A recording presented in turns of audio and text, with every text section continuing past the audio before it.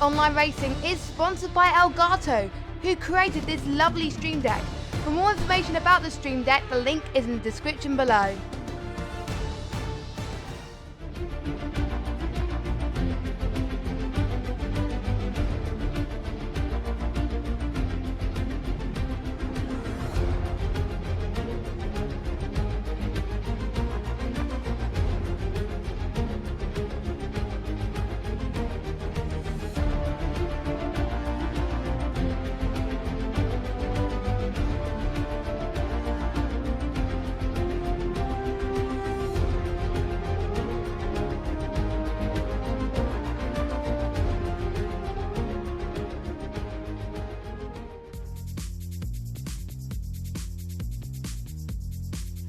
Good evening, ladies and gentlemen, and welcome to the end of the pit lane. My name is evildragonxxl, and welcome back to a very slightly soggy Sakitto here in the middle of Discount Japan on a discount circuit because they didn't have the real one yet.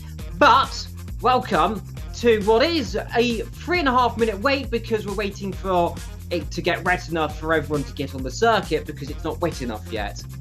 It's normally the opposite, but it's the opposite here. We want it to be wet, and this is why everyone's waiting. Joining me today, as you saw, we've got fancy graphics, is my GT3 commentator gal here. It is the one and only, it's Jess. Say hello, Jess. Good evening, everybody. This is my first PS4 Project Cars 2 broadcast. As some of you may know, I used to do Xbox, and I've migrated over to PS4 for good now, so you can confirm me later. And Metro, we've given him the night off. He's not feeling great tonight, so that's why you got me. I'm not doing the cameras, Evil's doing the cameras again, so Evil's doing his usual job. It's just I'm swapping places with Metro tonight, and it should be a good one. Indeed it shall. Well, Jess, man, who, well, rather dominated the last race, is looking to make it 2 in a row here today. He leads a championship, of course, as well, so we'll go through the championship standings later on. But Jess, first time commentating on the PS4, a full lobby. You who commentated Xbox didn't normally see 16 people, did you? No, we didn't. I think we only got like 13 or 14, and sometimes we only had 8. So this is great. But these drivers are so committed; they really want to do this, and it's a really long race, so they really got to get their head down in this tough rain around this circuit. And I think everyone's gone into the pits now. I don't know, yeah. Some people are going into the pits now, actually.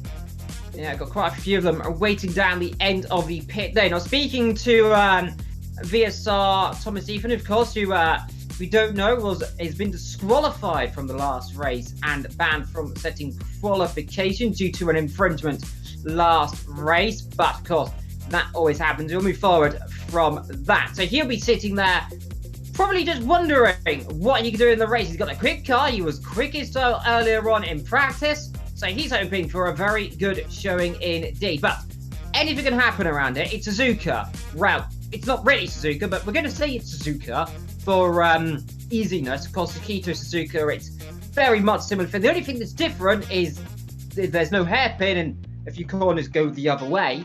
But relatively, Jess, it's a very similar layout. Very quick, very technical. And it could really shake up this entire field. Definitely, and one of the changes is the position of the Ferris wheel, which is near to the dead end of curves. That's changed, and there's no Casio triangle there, Evil, like in real Suzuka. And there's a very modified S section, and there's also a road that passes through the real life location of the Ferris wheel, and no hairpin either. So a lot of changes, a lot for people to get used to. But these guys, a lot of these guys have raced in GT3 recently. No, not GT3, Clio, I mean. So I'm sure they'll probably get used to it already, most of these guys. In particularly Jazz, man. I'm actually going to go. Yeah. I need to actually find a scene where we go live. There we go. We're riding on board with Jazzman now, and he's a familiar face to the league. So he should be familiar with this circuit, shouldn't he, Evil? Yeah, he certainly could. Coming up through Dunlop is that is Tinnis disconnecting there. He's been having some trouble recently with connecting up through what is Dunlop curve into this long flowing left-hander into the double right-hander. These are the Degner corners. Easy to make a mistake there. I've flipped there a few times in previous games through Degner too. Then under the bridge. Now this is where you take his little right here, down towards the other part of the circuit. But of course, there's no hairpin, so he goes flying left up the hill, over the crest, and then back down towards Spoon. What's your braking zone around here as well, especially in the rain? It's going to be very easy to lock a brake and snag and go straight on. He does Spoon relatively easily. Just let the car roll out on the exit, about 130 kilometers an hour. Then build the speed up, then down toward his 130 up. And this is probably my favourite section on any circuit. Look at the sun as well in the distance, blaring through the sky there. A little bit of rain. There you can see the Ferris on the left. Blink and you'll miss it here at over 270 kilometers an hour. You chuck it in there. The car wants to go on you there, and if you go, you're going big. Through the last corner, and that's where the chicane would be. Flat through here. The pit lane will be there on the right. You'll have to slow down for that then, and then across the line. And that there is going to be a very short lap as well. It's only around about 1 minute 20s, if I'm not too mistaken, around this circuit. And it is around about, I think, 2 to 3 miles long. Yeah, indeed. I think that was his out lap, Evil, I think, for most of it. So he's got, this is his first fly now, so I expect him to go a little bit faster, I think, towards the start of this. So he's going to be the one to beat. He's actually leading the championship standings right now after his win 2 weeks ago, because don't forget, we don't run every week, we run every 2 weeks in the endurance leagues to give the drivers a bit of a break at times. And then we've got I need to get my notes on who's who, because the PSN is different to some of them until their AOR names. There we go. So we've got Jazzman in first, and we've got Jetix in second, Tinnis in third in the standings, and Jam in fourth place. And then we've got Matthew, Matthew rubbish at names, Evil. Asprey, okay. In fifth, Ezra in sixth, Racing at Home in seventh, Slicker in 8th, Win in 9th, and we've got Asri in 10th, Jerome 11th, Chris 12th, Gio 13th, Fabio 14th, Odie 15th, and then obviously VSR Rotary. He got disqualified from the session 3 weeks ago, so he's on the back foot, but surely he's going to see what the other guys do and see if he can climb his way up the field. It's Jazzman across the line.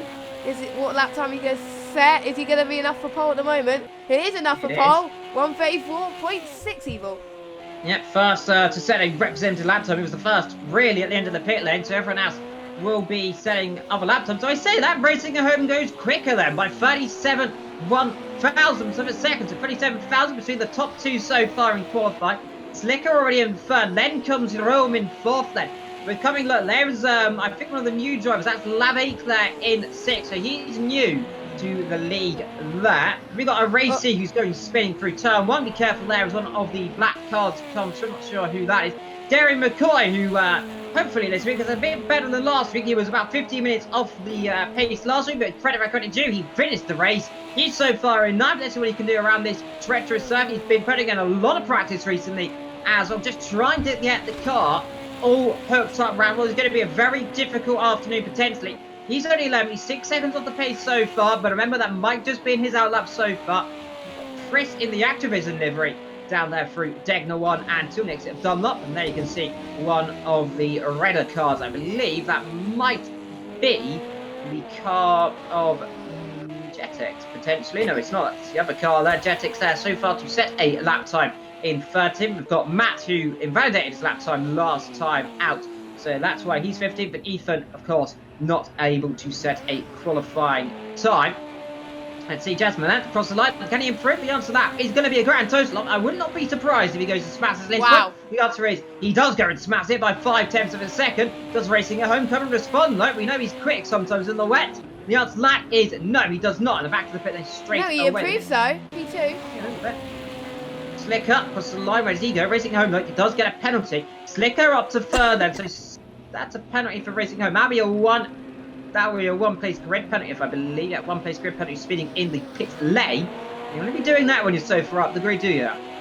No, you don't. If you can't get a grid penalty at this early stage, because obviously 2 hours is a long time. It's going to be, if you're many laps down at the start of the race, that's going to put you on the downer pretty much early on as well, and it'll be too hard to catch up unless someone else has a bad race so far. So but you know, these guys are quick, so I'm sure they would bounce back and see if they could do like a what people have done in the past in endurance races in real life. Is Go Jerron is hitting the wall and he's in the pit lane, and he's gonna have to set another lap. We only got 9 minutes left, Evil, to do that. Jam is on the lap right now, I believe. He's on 5.9 litres of fuel, so I'm sure he's on a flyer at the moment.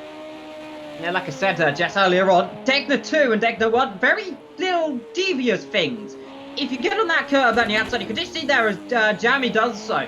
It's a little wiggle on the course, and these LMP2 cars, very easy to suddenly snag the car, and if it wants to go, it will very much go.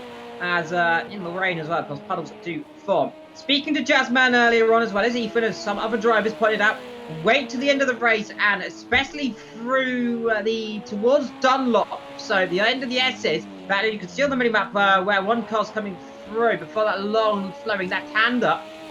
You'll see a lot of puddles form down there, especially as well outside Degner 2. So, what's up for complaining later on in the race as Tinnis manages to rejoin. So, it looks like he reset his router. So, potentially not going to be setting a qualifying lap there. Though he's got 8 minutes, so he might just be safe jamming through the last corner. Blistering speed over 270 kilometers an hour, give or take. Down to the line. Fantastic corner, by the way, like it used to be in the 1960s when the circuit was originated, of course. And jamming so far 5th position, does improve 16/100ths of a second. But so far it's Jazzman up front then, the man to beat this season. A little bit of lag for him, but that should be fine. He's ahead of Slicker now then, who is in 2nd position, which is a fantastic qualifying, I must say, from the driver who's been struggling throughout the season. We've strategist as well in 4th. It's only, what, 29 thousandths of a second, give or take, behind Slicker, so incredibly close between those guys. And then we've got this little bit of spread, of course. We've got Essa, Jam, Jet, Matt as well. They're all very close together. Then we've got the car, as that is Tinnis rejoining that. So apologies for the small lag. Then we got the new driver of Devil. Oh, Devil. We're going to call him Devil then, evil with a D. So Devil 666 is in the lobby, so let's hope nothing comes of that. It is not Vectro 666 before you ask. It's not Vector, it's Devil 666. It's Rome then, still in 10th position. He's ahead of the other new driver of Lavi then, as far as I believe, is a racer who was rather ditching our cameras out last week, because every time we wanted to cut someone else, a racer just nicked our cameras. And of course, the Mexican livery, as I was pointed out, it's Mexican, not Italian, as I inaccurately called last week, forgetting the Italian flag doesn't have a, that on the side of it. So sorry to Mexico for last week, but we'll see what happens today. Well, Tinnis has got in the server at least in the beautiful lime green racing machine, so that is good. Hopefully he stays connected throughout that one. But Jess, you've got to look at the race. It's 2 hours, and as Ethan said, it's going to be about just picking them off one by one. So where do you think he can get? He said he could get a podium tonight. It is doable for Ethan. He's the one who likes to climb lower down the field and then get back to podium position, but he can't afford to make many mistakes. He made a lot of mistakes in Catalonia, which is what costed him his disqualification for the last race. So he's got to make head or tail of it tonight, but surely he's going to be an advantage at the back, because there's going to be people that might be ahead of him, might make mistakes, and he can pull away a little bit, and then he could try and gain some positions as well. Tinnis, I think I can see, do well as well. At the moment, he's the one who hasn't set a lap time just yet, but I'm sure he'll set a lap time pretty soon as well. Jazzman is setting another lap time. Guns are blazing for the driver. There's not much visibility around here in the rain, so you've got to really get your nose in. As Jazzman across the line, does he improve? Yes, he does, by 60,000 of a second. And that still puts him on pole. 3/10 behind Jetix, I believe, Evil. Jetix in 2nd position. He jumped over there racing at home. Good qualifying for him. And really, right now, the track's apparently getting wetter.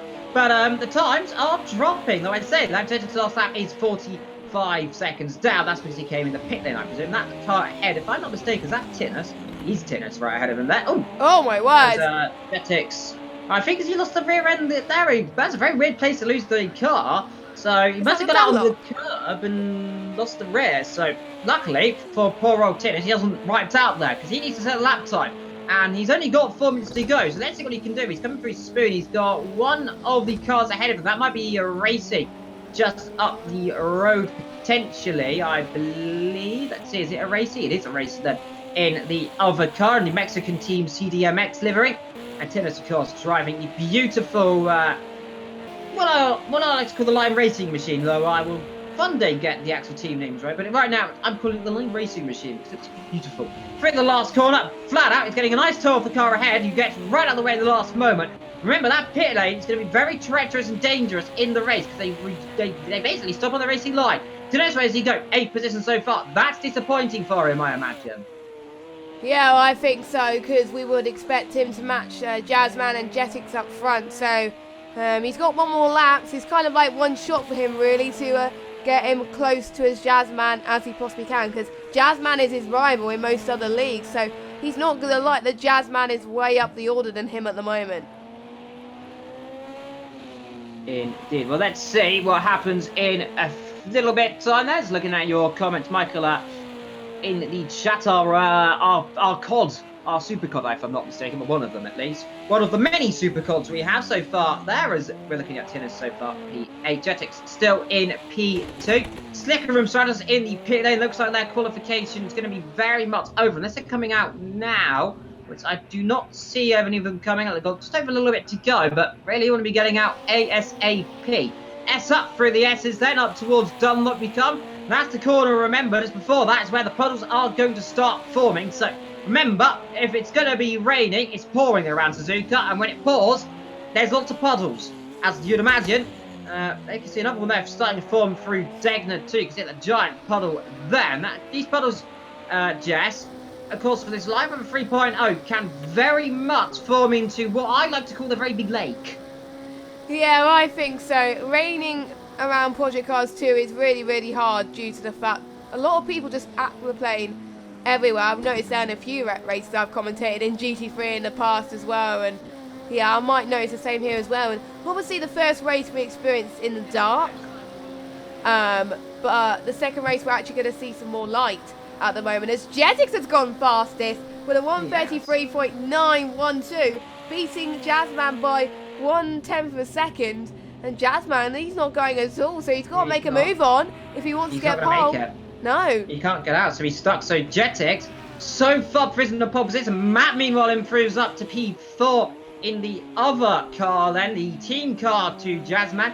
Tunisler still in 5th position. Esser in 6th so far then. A good qualifying for him. He's ahead of Jamie in 7th. Oh, that's Derry McCoy in all the wrong positions in qualifying, and I'm afraid to say that is not what you want to be doing in qualifying, Derry. Look, fair play to you. You are now improving. You're in 10th position there, but spun the car, and really you want to be getting out of the way there. But unfortunately, he could do nothing there.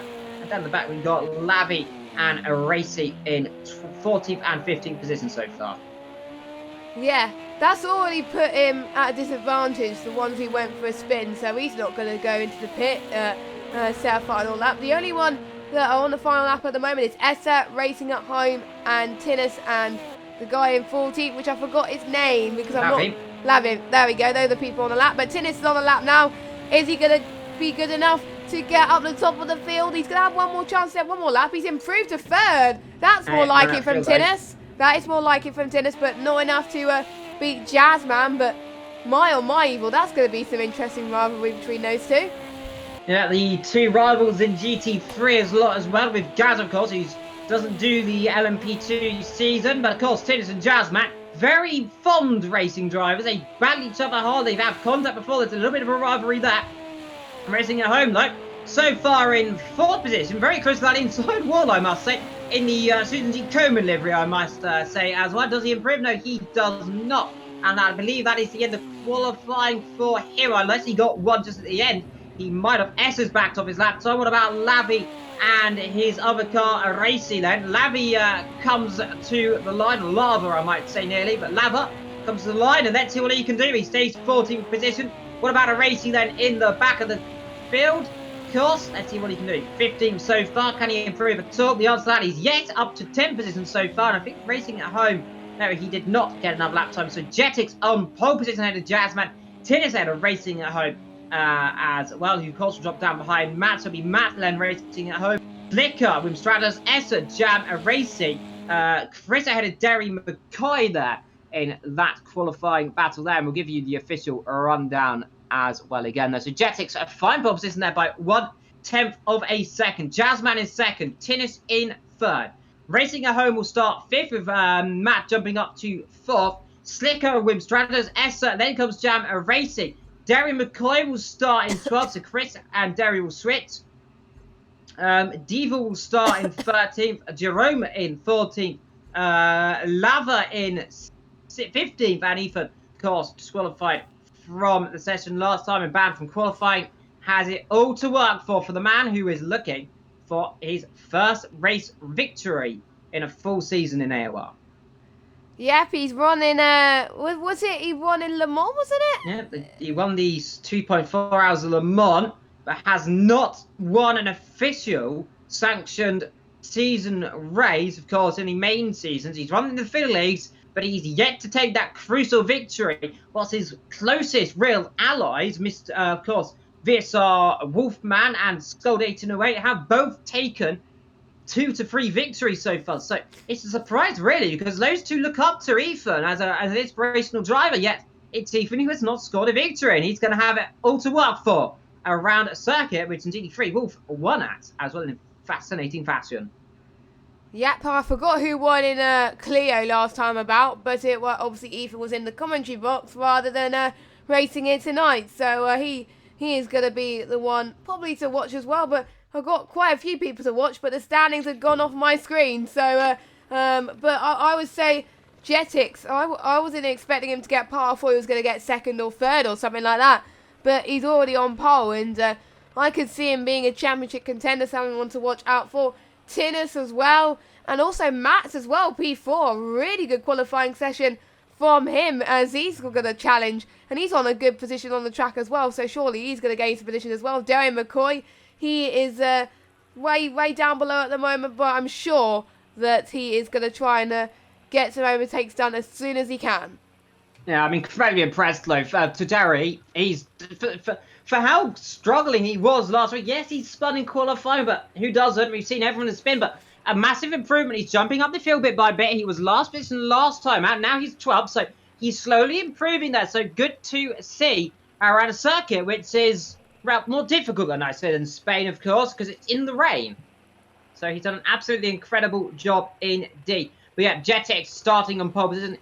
Of course, anything can happen, and it usually will. Jazzman headed Tinnis, Matt racing at home, then comes Slicker with Stratus there in 7th, Essa headed Jam and Racing, Chris, Derry McCoy, then comes Devil, down the back Jerome, Labby and Ethan, and let's get ready for that formation. So wait 5 seconds, and they'll be rolling one by one off that grid there. 2, 1, and now they should be rolling just now. There they go. Off they go then for their formation lap, which should be around about 120 kilometers an hour.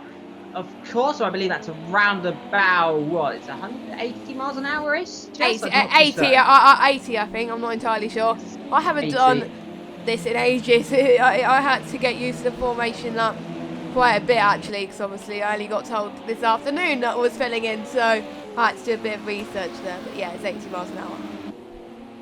Well, Jetix will lead this field around ahead of Jazzman, who did win in the close, actually, on Wednesday, in usual dominating fashion, as he usually does in those clear cups. We don't talk about what else happened in that race because it was streamed, so there was many dramas, and about half the field had a monstrous accident. That one might show that someday on my Twitter, so do look at that sometime. I might post it if I still got it, but lots of drama, lots of accidents.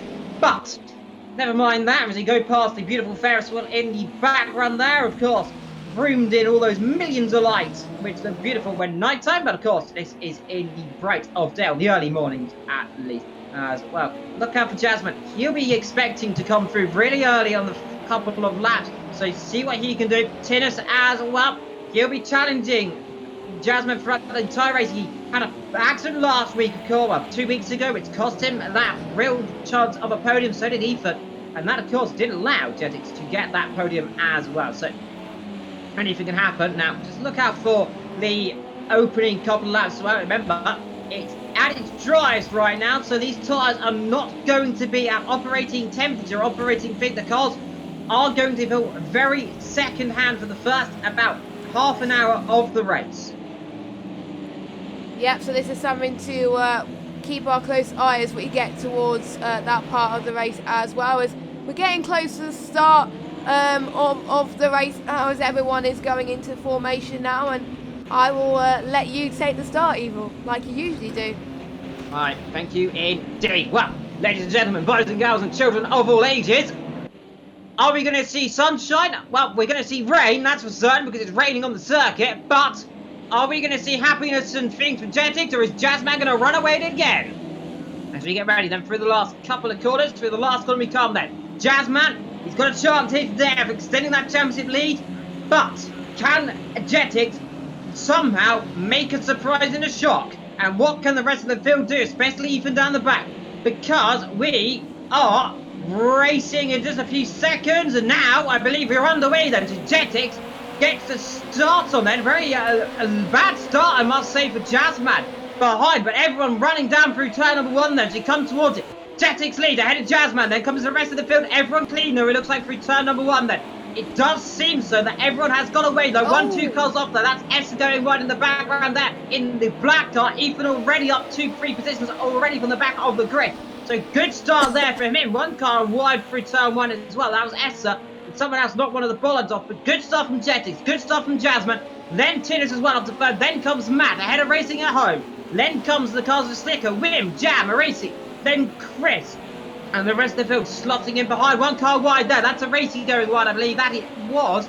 And I think he's spun as well, potentially. There's a Racing. Where is he? He's 14th now. Down the back of the grid. But small mistakes at the beginning of this race, Jess. Yeah, and that's what you expect, because obviously it is raining and not used to the wet conditions more than the dries, and the braking points, they've got to brake a lot much earlier than obviously in the dry, as Jam is right on the back of Wim, I think it is, and then we've got Racing at Home battling quite nicely as well. But the gap at the front, Jetix is starting to pull away from Jazzman, so this is very key right now. But he's got a penalty at the moment, so that's only 1 second, but that could affect the race. But we did see a few weeks ago that the gaps were a lot. I was quite shocked actually. So yeah, we might see the same again. But it is a long race. If people make mistakes now, they don't need to worry. Maybe they can recover towards the end of the race. As we got Oresi, he's making up for lost trouble. Jerome is on the back of him. He's going to go side by side into turn number 1. Is he going to try and squeeze him a little bit? And he gets the move done. There we go. Oh, yeah, that's a mistake. And he's hit the a reference point for some of the drivers for brake markers. So that didn't really help us. Ethan is already up into 13th place. He's looking to gain another one. He'll possibly gain into 12th place. We're riding on board with him now as he's looking up for lost time, as he's had one of the best starts I've seen in the world from him at the moment. We've got Chris in 12th place. He's going to try and defend for his life at the moment, Evil. Yeah, I don't think he's not going to put too much of a fight up. Of course, Ethan, one of the quickest drivers in LMP2, and he's getting all caught out there. 1 car wide, that'll be another position for him. He's really just capitalising other people's mistakes, like he said, and I think that's a racy. That's Derry McCoy up the road, and Ethan, of course, is going to be wary of that one. I think Labby there just sitting behind there. I thought it was getting a bit too close there to come, because I thought Ethan ran wide there, trying to give a bit of room, but no, just a little bit of the line taking through there. But of course, look at the gap already, because on this little group there, led by Jerome, and a bit of a gap, was about 3 seconds down to the rest of the field, Jess. So already a small gap starting to form between what really is the B pack and the C pack right now, because of course the top guys are starting to pull away as well. Yep, it's like the midfield battles we've seen in other leagues as well, which is really, really great to see. And Tinnis, he might be a bit worried with himself, because he thought he was going to catch up to Jazzman, and he hasn't. He's got Racing at Home trying to catch up to him too, so he's got to get a move on soon, because otherwise Racing at Home could really start to catch up to him like a flash, as the field is starting to pull away just a little bit, but the midfield are still fighting like a hawk as we go on to, I think it's lap 4. Yeah, lap 4. I do see it. I'm not reading very well here, but anyway, Rotary in 11th place, and he's about to get 10th soon if he can catch up pretty soon as well. But we got Chris He's right on the back of, oh, as we almost got like a double overtake coming up as well, maybe, but obviously not. He's going side by side. Oh, it's very, very tight to get an overtake done here. Now, Larry trying around the outside. Won't really do around the outside there. He's looking feisty on the back of Chris right now. He's got himself a penalty there. Oh, one car off. Who's that? There's 2 cars off. That's Jerome off the road. Yeah, it's Jerome off the road as well. That's Chris going wide as he's breaking our camera, Jess. And that'd be $5 in my opinion there. He's running over. That's not very nice of him, but of course these cameras are easily replaceable in the world of sim racing. They can be mended like a click because no one could damage them.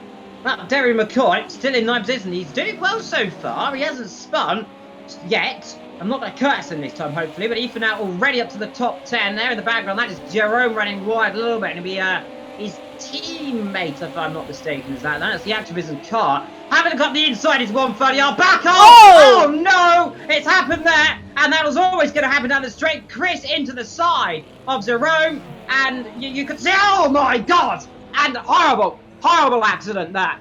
And that there is a simply horrible shunt. And that's Chris pulling across the racing line and 2 cars into him. That's Chris Jerome as well. And I think that might have been someone else. I'm not too sure who that was, but that was a sickening thud. Oh, and it's another shot again. Still going at it down the back, and Chris has lost the rear wing and hit. And I'm absolutely lost for words. And what on earth has happened there? But Chris, is he going to get himself in the pit lane? That is going to be a lengthy repair on the rear suspension. Luckily, somehow the tyre is staying off, but that is not what you want to do as Jerome as well. And that is basically the worst thing you want to do at the start of a race. Yeah, definitely. And the 2 teammates, the 2 Ligiers, not having the best of starts, but that's not going to affect on what's going on for the rest of the race. Ethan is really chasing down the car in 9th place at the moment to see if he can make up for lost time. Or a little bit wide in that car, but Ethan has taken advantage of saying thank you very much, see you later. He's got P9, but for how much longer as we're going up the hill into the start finish straight? Derry has gained 6 tenths on that lap so far, so he's really starting to push on Ethan right now. Let's see if he can try and make a name for it. No, I don't think he will, Jess. No, he's not. A little bit too far back because Ethan, I think, got rather out there by the slow-moving car all of a sudden through the last corner, well, through that corner, and already we can see those 2 already been almost lapped by the entire field. Devil, who I think had to avoid accidents as well as a racer who I think was involved in that, and S as well, they've all backed off due to that mistake. So already Lowe's lot pull themselves out of real bit of disadvantage, but that was a sickening fun. Luckily, of course, in sim racing, no injuries there, but that's just a simply horrible accident, pulled right out of the racing line and just slammed straight into the rear. And it's really just something you don't want to see. And Jerome is already exiting the pit lane, actually on topic. So at least they've got the car fixed. But I think Chris, who end-overed itself there, went end over end, very much out of contention right now. Yeah, which is a bit of a shame, but you don't get points for not finishing, really, because if Chris finishes, it's still going to be quite decent for him. So as long as he can keep his foot down, he should be all right. Meanwhile, up the front, Jazzman has gained so much time on Jetix in the last few laps, where this is a machine that Jazzman is doing at the moment. He must be really comfortable with his setup at the moment. Now 4 tenths, potentially 3 tenths going on the straight pretty soon. Yes, it is. There's spray coming on the back of Jetix's car. Sorry, my voice is going. I've got a bit of a cold this week, but I'm still going here at the moment. As we're going through turn 1, no, Jazzman is staying behind for now, but Jetix has been given a wake-up call. He's got to start defending soon, Evil. Yeah, he's going to have to start defending, of course. Anything he can do, Jazzman probably can try and do better. Oh, he's made a mistake, and straight through on the queue, and he spun off the road. He's lost it. Just when I said anything I could do, can he defend? Well, he's gone off, and that there is not what he wanted to do. Cracks under pressure, went wide on the curbs, and Jazzman straight through into the lead here in Sakitto, here in Japan, and that is released them and released Tinnitus as well. And poor old Jetix, just when I said can he defend, well, no, he can't. because I've cursed him, haven't I, Jess? Again, it's happened. Typical Evil. I always end up in the commentary box with you and you somehow curse these drivers. What are you on about? Can you just stop, please? Only joking. It's not us anyway, but Jetix. Yeah. Jetix he was having a really good race. He was like a few seconds behind Jazzman, and then he just started to make mistakes, and which is a bit of a shame now. And we could see Matt, who's behind Jetix now, really start to find some form if Jetix carries on the way he does as well. We got Wims doing quite well at the moment in 7th. He's going to try and chase Jam for 6th place at the moment. He's about 5 tenths behind Jam at the moment, so looking pretty decent up there. And they're still on pretty decent amounts of fuel that's going to last for about, I think it's, how many litres per lap, Evil? I think it's around about 2.5 litres. We'll have to pit once in this race. I expect it around about the 1 hour mark. They should come in, give or take. Some, of course, might try and do a 2-stop strategy, but I do not expect that to do them. Stratus, they had a little look through turn number 1, but decided to back off. Now, look who's getting close together. It's Rotary and Racing at Home. Those two came together last week, of course, if you watched the stream and remember. Ethan was not very pleased with Racing at Home's defending, and that ended up in some contact later in the race that, of course, we did not capture. It stopped Ethan that disqualification from the race, and of course, as well, the next one, that's when Stratus going wide and getting all in the wrong place there. And he's going wide again. Is he letting him through? I think he is going a bit slowly there. Has he got damage? I'm wondering. As Ethan comes through as well. And that looks to be like an issue there from Wim, because that was very slow indeed. And struggling to get himself back at the pace, but of course, he's letting his teammate through as well. Yeah, which I think is meaningful. I think it's not just a driver sport, it's also a team sport as well, because obviously team constructors are on the line as well. So he's done the right thing there, and that is allowing Ethan to really push on in this race, because the more positions he gains now, the better he is going to be towards the end of the race. And he's losing a bit of time now, but surely if he gains time on the car, I think the car in front of him is Racing at Home. So they've been racing together quite a bit actually in the league. So this should be interesting between the two of them. The gaps are starting to increase, Evil, again. So, you know, this is probably a running trend in Season 5 of Endurance League for PS4. I don't know, but we'll have to wait and see. We have seen some surprises like we saw a few weeks ago when we were in Catalonia, of course. And Jazzman is looking quite comfortable at the front. Yeah, he's coming up. That's Chris you're under. You can see the head close to the car involved in that simply horrendous start line crash, which I'm going to have to put on a little look later on, a little bit highlight, as you can see the puddle starting to form there.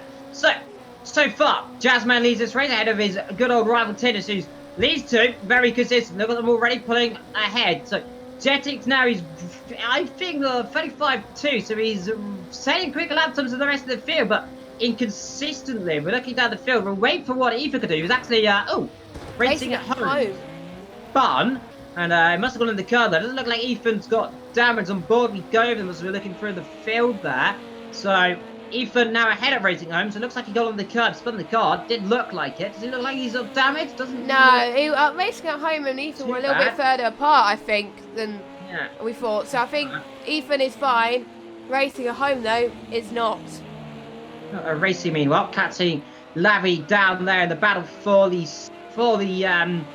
bronze spoon, I might say, because the golden spoon right now is poor old Chris, who is now getting himself lapped by the race leaders. And he must be careful, of course, that's Jazzman. He should pull to the inside sooner rather than later, but there's not really any place he can come through right now. And it's the awkward situation about this circuit is, where do you let someone through?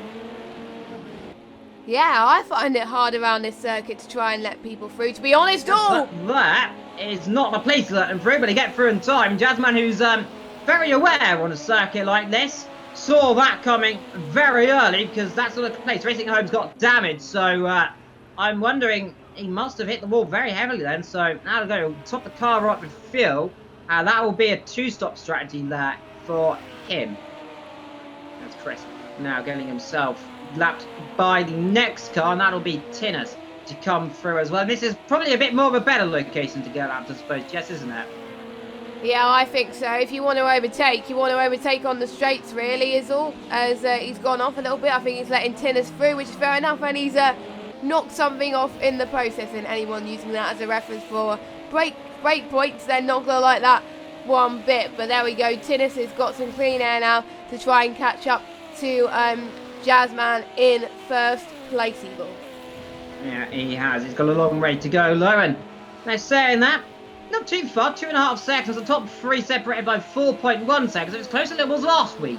By the time at this point in the race, it was about 10-15 seconds. Well, Ethan now will keep an eye on his pace. Look, already setting 35.3. So he now starts to hunt down the next car, be Jam Hillcat. And you can see, already closing up on him very quickly. Jam is driving in the what I like to call the multicoloured car of the Technicolor Dreamcoat. It's basically Joseph's Technicolor Dreamcoat in a car because it's many colours, many colours, and it's very vibrant. I'm going to say vibrant, the word, Jess, and it's a very pretty livery. No, my favourite livery has to be Ethan's, the beautiful orange livery. Yeah, Ethan's is pretty good, and I like Tinnis's as well because it's lovely in green, and green's my favourite colour, so yeah, it's looking really nice. And I like Jazzman's as well up in the lead. I think all of them are pretty good, Evil. There's stuff that I'm not like. There's no livery that I don't like. That's what I was trying to say. But yeah, they're all looking pretty good. At least they're making the effort. They're all racing until June, of course. So they'll be racing for quite a long time. As Lava is right on the back of who is it? Racing on the back of Lava. Jess. Sorry about that. I'm still getting used to the abbreviation. I'm still getting used to the abbreviation, so I apologise. Yeah, it can be difficult sometimes. Lava, of course, makes his debut. He's racing with a Racing then, of course, and his favourite driver, I'm not presuming, is John Lacey, because the Racing Lacey arrives in 1995, of course. John Lacey's only ever win, and might be his birthday as well, so who knows? But a lot of things, of course, as they run wide through the beginning of Sector 2, and you can see there off the road, that is Lava, but he'll get away with that because the Racing should just be able to slip through that. Let's see, yes, he does. So up there down to 12th position for him in what now is a 1 hour 40 minutes of who's next going to be overtaking people. So Jetix is closing, but these guys are all getting caught by Ethan, who's setting blistering lap times, by the way. The last lap was a 37, so maybe not blistering lap times. Made him a small mistake, looks like lap, but still on it like a chocolate biscuit, and he's definitely trying to push hard as he can. Yeah, he is, as quite a lot of people so far at the moment in this race. We're on lap 12 already of this race. Maybe some people might pit strategically to make sure they're ahead of their rivals, and then they can pit at a certain good time for the final stint of the race. We'll have to wait and see. 1 stop or 2 stop? That is the question for some of these guys. I think most people will be going for 1 stop, as Ethan is gone in the gravel a little bit there. He lost a bit of time, but not a lot. Thank goodness his whim is probably gained a bit from Ethan's misfortune. So there we go. 2 seconds, I believe, he's gained. So that's helped him quite a lot. And yeah, not much trouble going elsewhere, but Chris is having a bad time. And I think the other battle we've got is between Esther and the guy in 9th place. That's Derry Mackay, who's not spun so far in this race, which is improvement from last week, because where he had 6 pit stops, I think we counted it. 6-7 pit stops with damage, and of course, today, so far, no damage at all. Not even a whimper of a mistake, so doing good for him until lineably cuts him in around about 0.5 of a second. Well, meanwhile, Chris is getting lapped now. That will be by Matt, who's the next car to lap him there. If I'm not mistaken, he is in the other yellow car, but not now because he's spun. Just when I said we're the next car, well, now it's Slicker's the next car. So, onwards and upwards, they say Slicker's now the next car to lap the car. Matt there, hitting wide of turn number 1. That'll be Ethan coming through. If it's said like this, he'll be coming through and gaining people when they make mistakes. And so far this race, the only position he's gained is, well, by other people making mistakes. So I suppose this is just being consistent and just taking your time, isn't it, Jess? And right now, Ethan's doing a phenomenal job coming through. Started last, he's up 10 positions so far.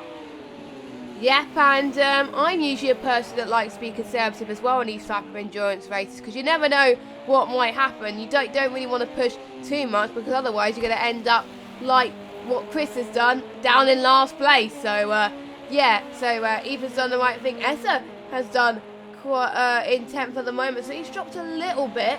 And the guy in 4th has done quite well. Jam in 5th place at the moment, so he's had a decent race at the moment. Still got potentially Ethan potentially chasing him pretty soon as well. Matt's up into 7th place again, so Matt's starting to find much better form than he was earlier after that spin. So hopefully he can bounce back, Evil.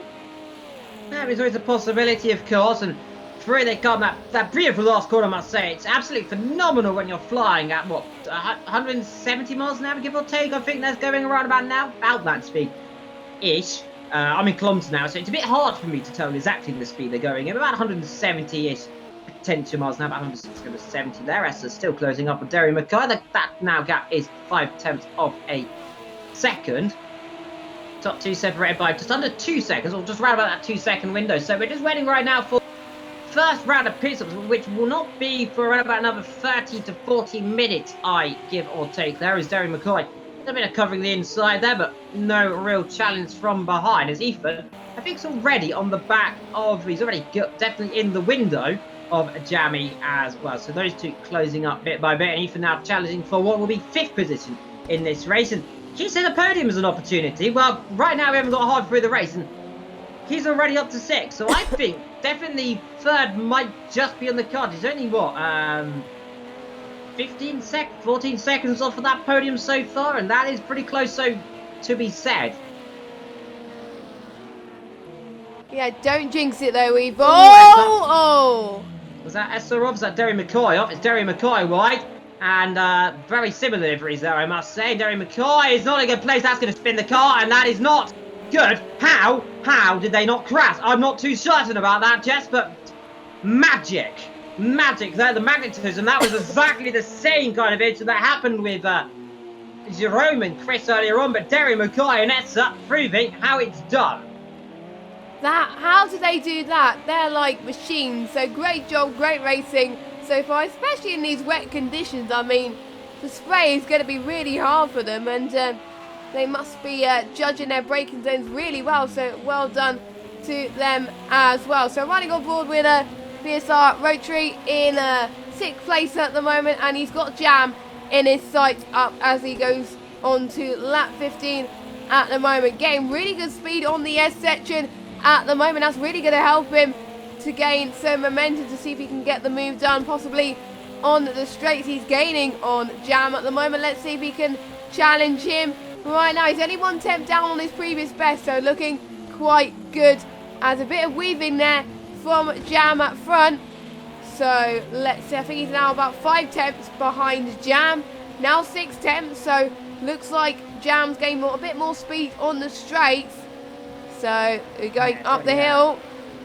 I think Rotary's going to wait just a little bit longer, Evil, to get the move on Jam. Yeah, as a dirty, yeah, you can see just getting close enough. It's around about this 6, 5, 10 window. It really starts to affect the car. If you get close enough, though, you really gain the advantage up the road. That is pretty to get that blue car getting lapped, if I'm not too mistaken. Someone spun at turn number 1, and when it was that racing at home, or it's Lav. Lavi's gone spinning. Oh yeah, Lava. Spun at turn number 1. I swear Lava had an R in it, but I'm dyslexic, so I don't know. But nonetheless, Lav is in 13th position. He spun there. He was battling the Racy and Devil there down the back. Devil 666. Devil 666. Ethan, meanwhile, doing good, closing up on Jam right now. These two have had a bit of a rivalry before in the previous season of Endurance, where, of course, famously in Monza, these two came together in what was a very similar incident than we saw today with two cars colliding. Look, that was through the exit of Ascari, and Ethan right now, he's definitely got a bit more downforce, a bit more grip. It looked right now, but there's just no way through on this circuit. You can see here, the best place he's got right now in terms of he's quick is through Dunlop, but you're not coming through there unless you're made of something magic, and you're definitely coming through here unless you get word on the curb, which of course, and then you've got the open opportunity to come through on the exit of Decker 2, but then it's just too tight. So the only opportunity, unless you do it as Spoon, is down the straight before 130R or through down towards turn number 1, Jess. There's really not many overtaking opportunities. Yeah, I think as Ethan was pointing out, he prefers like the traditional endurance races like Daytona or Le Mans, and that's where he can really start pushing. But for now, as he's only got a few corners to overtake, so he's got to make the most of it. As he's getting 2 attempts, he's gaining. He's got some good entry speed going into 130R. He'll just sit back right now. There's no point trying it, Jess. He'll do it down turn 1, close enough. But look, he lifted off, and now he's not close enough. He lost all that momentum. See, he's got to get the momentum. He's got to get in the toe and just be able to get close enough before turn 1. Because if you get it too early down towards 130R, you're not coming through, really, is it? Because it's just that corner you come through is gets very close to turn 1 there, and I expect he might have a little bit of flash of the lights potentially. No, he's okay there, but he's definitely confident on the brakes. But, and this is the crucial thing, but he cannot get through because he's just stuck behind him.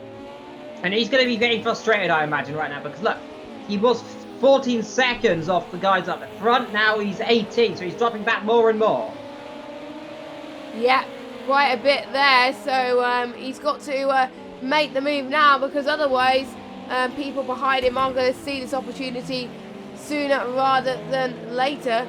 I think there's a few people that might get lapped soon as well, so that's going to be tricky towards the latter half of the races. There'll be people battling, but there'll be people trying to get through for the blue flags. Meanwhile, racing at home, he's down in 13th place right now as he's chasing down a Vi. That's the leader. That's the leader. He's getting lapped there, Jess. So putting himself. This is that weird, awkward situation we sometimes get this big train of cars. You've got Lavi and Racing at Home basically in the middle of a battle right now. Racing at Home very nicely gets out of the race, but he is, I think, right now, 13th position. That was Tinnis coming through. He's got himself down to 1 second during all of this. Lavi behind as well, and that is behind Jetix. Tinnis has got himself a penalty as well to add, of course, as Ethan.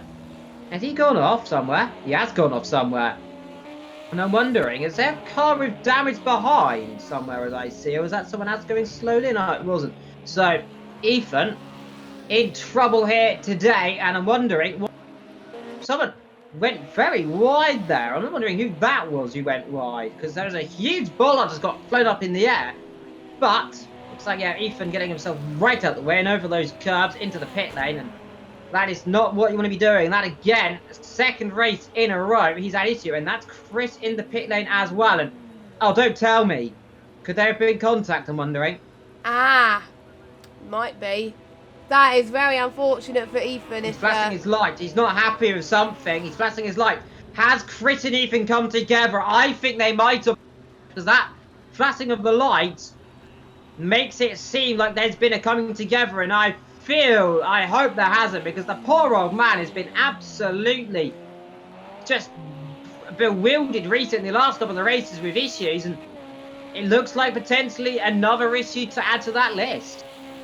Yeah, well, I mean, we seem to be giving curse after curse after curse for Ethan. I mean, in every endurance race so far, he's been having issues. And, when you're in blue flag situations, if you're a slower car, you have to let the faster car through. That is the situation. And Chris did not do that. So I'm sure that will be investigated in the stewards, because Ethan was not a very happy bunny at all when he was trying to go past Chris, because obviously he was a lap ahead of him. And obviously Chris did not do that. So, that is really unfortunate for Ethan. Chris has got to get his head down. He's really got to learn these blue flag situations. But some of these guys, they're new to league racing. They're new to AOR. So some of these guys may not know how the blue flag operates. But it is in the rules and regulations once they sign up. So they have been asked to read them. And if they don't read them and they call situations like this, they could get in a lot of trouble. And could cause maybe some penalty points added to their name. And if they get too many, they might get blacklisted, which hopefully doesn't happen. But yeah, it's very important to read the rules and regulations, because obviously that's how you race. And if you don't, it can cause a lot of trouble. Yeah, indeed. Well, poor old Ethan down there in 14th now. And that's a long stop. So he had to have had a lot of damage indeed. And I'm just not sure what happened there, because we didn't see it, of course. We can only assume there was contact down the straight, because we saw Ethan suddenly slowing right down towards Spoon. So that's the only place I can assume there's been an incident, if there's been an incident, unless he went off on his own, which I can't imagine so, because looking at the car he was with, had no front end, so he had to have either ran into him to put the other car in the waters. In comes a Lava in the pit lane now. Is that for damage as well, I'm wondering? Is that for a scheduled stop? I mean, it's scheduled there for him, so he'll have one more stop potentially ahead of him. So Ethan now, he should be able to go to the end of this race potentially, if he's got enough, but I don't think he does. So he'll run out, will get about 20 minutes to go, so he'll have to make another stop, I feel. Yeah, well, I think so. I think most of these guys will have to make another stop. 73 litres, I don't think I'm going to last until the end. I doubt it. Unless, maybe with an hour to go, yes, but not when it's an hour and 27. So maybe he'll probably pit again with 45 minutes. I don't know. Ethan's got to be strategic right now. He's got to think, right, how am I going to gain the most time now? He's back to almost where he started, down in 15th place. So, and the next, obviously, the only car he's ahead of is the one that took him out, which was Chris. So, yeah, and Chris he's still is in the pit lane again. Yeah, but he's struggling to. Is it? I see that he's not finding. I think. Let me just look at the standings quickly, Evil. I do believe it is one of his first races here at AOR. It's the second race here, of course. Second. All right. Derek McCoy, who was the one who struggled last week so much, so far is in ninth, which is a phenomenal job for him. Meanwhile, Matt closing up together with, that's Jam as well, and ahead of them is one of the other cars. I'm trying to spot who that is from here, but it's a bit too hard to see. I think it might be a Racy potentially there, or one of the other cars. It's not a Racy, so it's not that. Is it Ethan? It is Ethan there, as comes out one car behind. That's Chris coming out right in the middle of a battle right now for Turn 1. He slots himself in nice as he does, right behind. That is Matt, and just ahead of him Strategist as well, who's rather going sideways through the bottom of the circuit. So Ethan struggling due to contact. 1 hour 25 minutes to go ahead of the drivers. But so far, Jess, we've got a lot of drama and more controversy again in the second race. Yeah, it just always happens in these type of endurance races. I think some of them just need to improve on their racecraft a little bit and make sure they don't get involved in these type of incidents where you can tell who the experienced drivers are in this race. You can like the likes of Jazzman and Tinnis and Jetix, they're keeping out of trouble, and 4th place is doing the same, but everybody else is just like, everybody else just needs to get a move on, and I think some of these guys may not have practiced as much as we would have thought. It is the top tier, Evil, so I would expect most of these guys to practice, but maybe some of them have not practiced as much as some of these guys would have liked. I mean, you could tell by the way some of these guys are driving that some of these guys have not practiced. But I know Ethan has practiced. Yeah, but Lava is still in the pit lane as well. He's definitely got a lot of damage of some description, because that's been in the pit lane quite a while now. It's about a lap he's been in there. So Ethan back up to 14th now. So his next target is going to be Jerome there. But this is an interesting thing though. That Jam behind. There's Jam who's coming up to lap him then. So that's that. And ahead of him is going to be Slicker, and Ethan's basically lost just literally an entire lap, because that's where he was between these two drivers earlier. Yeah, Slicker, he was in the fight for a minute, and suddenly he's not. So he's got to get a move on. But Matt in 6th. I wish you could see, Evil, how many positions they've gained. Project Cars 3, if they do it, please just get the positions gains. It's really hard to see how much they've gained since the start of the race, unless you want to check the start of the stream. But yeah, Jam staying out in 5th place. Not much battling going for any of the guys at the moment. It's just these guys trying to avoid as much traffic as they can, really. Some of the guys are almost running out of fuel. We could see potential pit stops pretty soon. some of them are on 15 laps of fuel. Obviously, Lava pitted quite recently, so he won't have to pit for a while. As Chris is going very slowly again, Evil. Doing some rallycross, I must say, through Spoon, which is No, I was thinking Tokyo Drift there. I was thinking Tokyo rallycross drift stuff. Yeah. That's a good point. That's a good combination, I must say. So yeah. Nonetheless, talking about rallycrossing, you're doing that soon, aren't you, Jess? With Sue, if I'm not too mistaken in the comment box. 7th of March is a pre-season event that we're doing, and if you still want to sign up, sign-ups are open on all platforms. We've got enough for PC, but we're looking for more guys, in particular the PS4. Xbox have got a really strong influx at the moment of people, but we only got 2 people on PS4, including the Rallycross champion as well. So get signed up if you're interested. I don't know when sign-ups close, but you know, just get them in, or else. Really, it is a lot of fun. But we still got a racing hand here in Project Cars as Tinus is really close to Jazzman all of a sudden again. This is unexpected. I mean, Tinus has just found some good pace for all of a sudden, maybe due to the fact that these guys are running on less fuel, and they're pretty much more comfortable running on less fuel than being on a full tank of fuel, Evil. Yeah, Jazzman really covering that inside off there. He's just trying to break that time. Though that last lap, 37.3, so he's made a mistake somewhere on that lap. But must have been around about Spoon. He made the mistake. We'll have a look at the timings there if anything comes up. No, it does not. So we can't see exactly where he's made a mistake, but we know he has had a mistake that last lap because the lap time is well down there.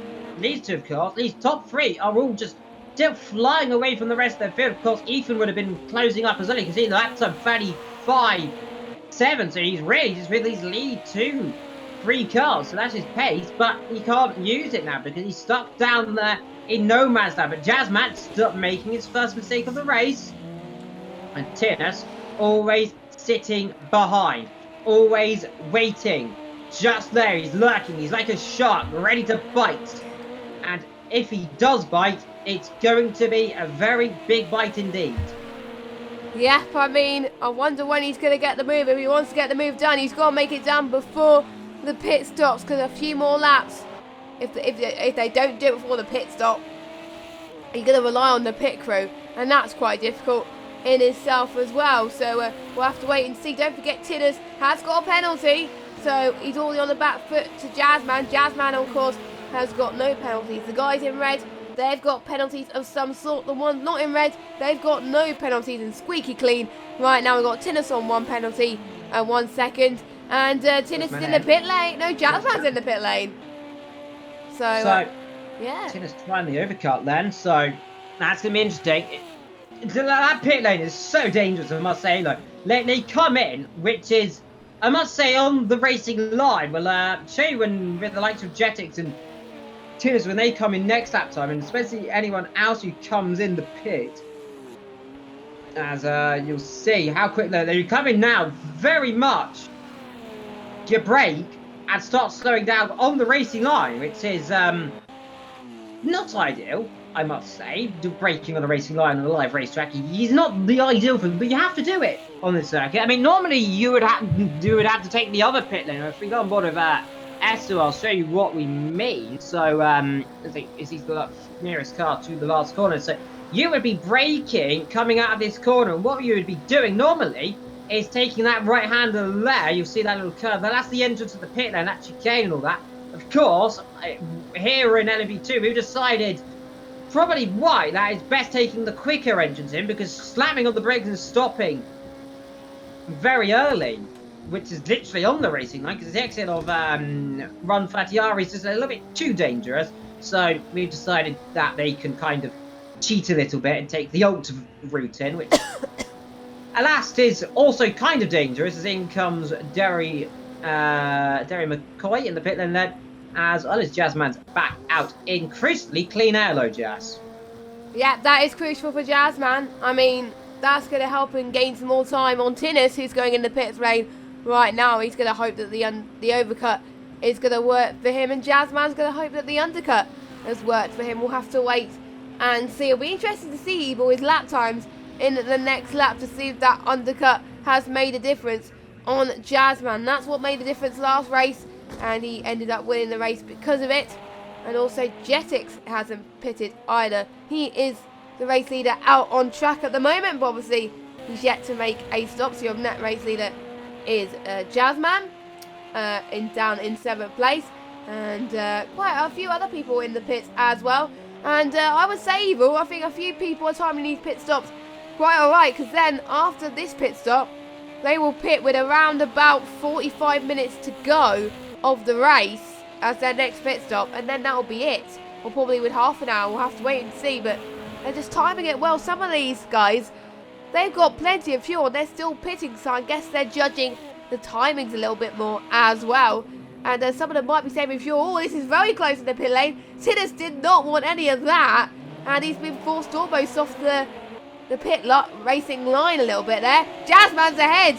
I think that's cost him time a little bit, Tinnus, by them racing out in the pit lane. So, yeah, I think Jazzman has benefited more than Tinnus. So, yeah, Tinnus will not be happy with that.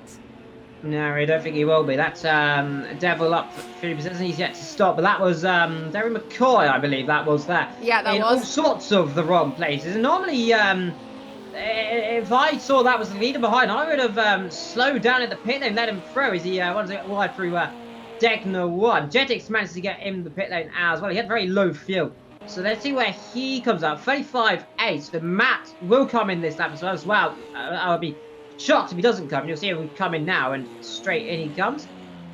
So it's down to that 60 kilometers an hour, and he gets that nice and done. And Will Stratus will follow in hot pursuit.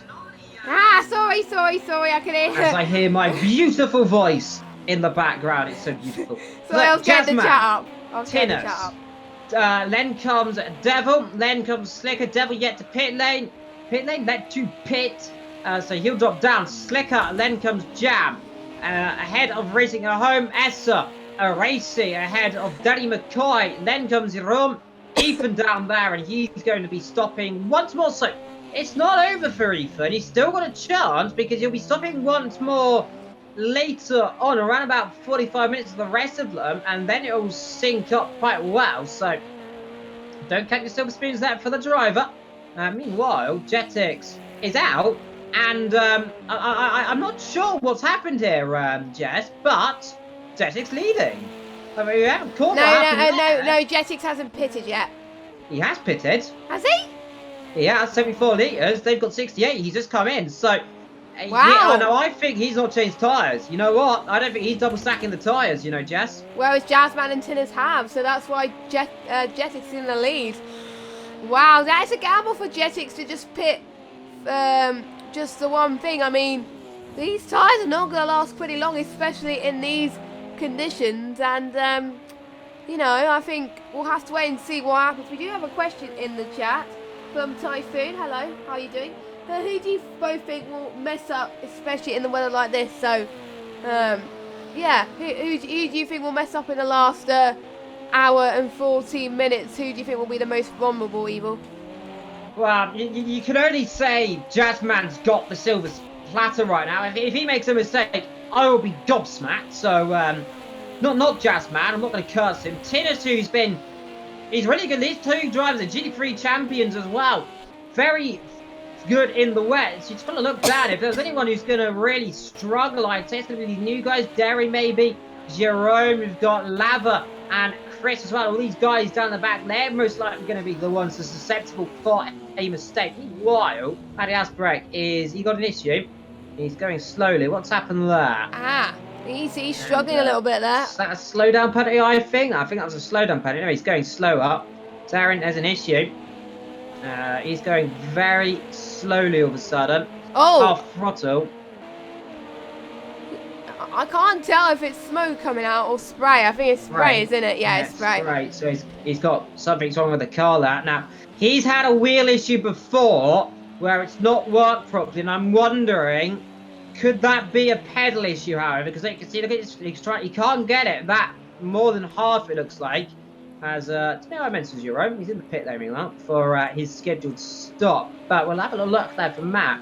if he's getting up full throttle. It just looks like it's not peaking at full throttle. No, it's not. It looks like he's pushing it. He's definitely pushing it though. So see if he comes in the pit lane. But this is gonna be really dangerous. Oh my word! And he gets right out of the way. He's probably flashing his lights. They're all aware. And he doesn't look like he's weaving. Doesn't look like he's moving. Yeah, it's his pedals, Evil. You can tell because it goes up and down and up and down, and it's not really a continuation of the throttle as we've seen most other guys. Let's jump on board with Jetix to see what we mean. As you can see, he's really gaining pressure on the throttle. He's keeping it steady, whereas Matt, he was just like up and down and up and down, and it didn't really go up like Jetix has done. So no, it was more jumping, wasn't it? So that to me, that could be our first retirement. Like a real issue. He's got in the pit lane though, so we'll see. It might have been damage. We don't know, but I can't imagine damage to do that to the car as Jerome leaves the pit lane. In the meantime, Tinnis, he's only 7 turns behind Jazzman again. So these two closing up on each other as per usual. Let's hope Matt, that's not a terminal issue for him, and he can get himself back going. So, in due course, we'll see. But Slicker, as well, doing an okay job. A fantastic job, actually, in 4th as well. So, really, you can see these top, well, 2nd, 3rd, 4th, and 5th. These are all the established drivers, and they are being upstaged by the driver who joined GT3 about mid-season last time out, who runs right on cue, and he's wasn't that gap. He's a little bit quicker, actually. He's, yeah, you can see, actually, yeah. This is a perfect example, Jess, of he's changed tires. Look at these lap times. 36. Everyone else, 38. Jan, 36 as well. Those two have not changed the tires. Now, they're doing this because they'll have fresher tires later on, because Jetix will likely come in to change it later on. Matt's got himself back going again. I'm wondering, has he got that mended? No, he's still going.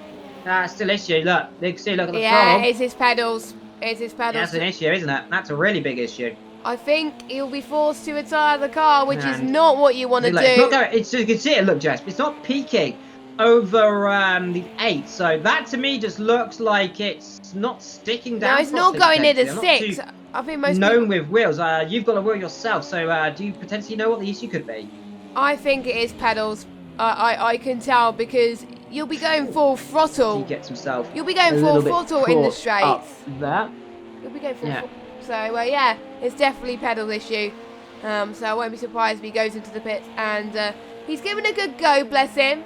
He's not giving up, which I think is a good attitude to have as a driver. You don't want to give up at the first try.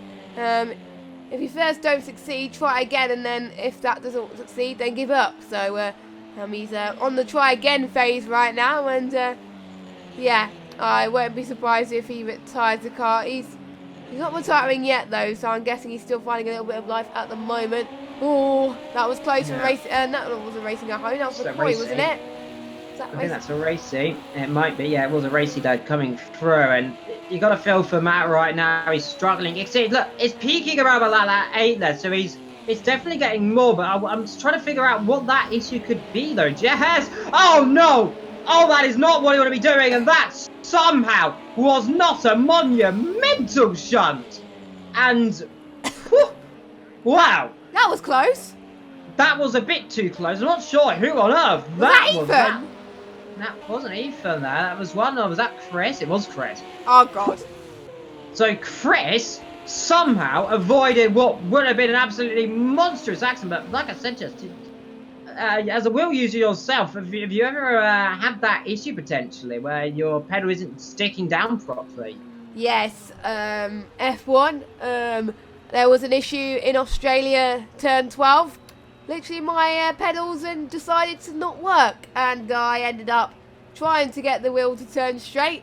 It didn't, and I ended up getting disqualified. So I know exactly how Matthew must be feeling in the cockpit, and he must be frustrated with himself, but at least the game is letting him go.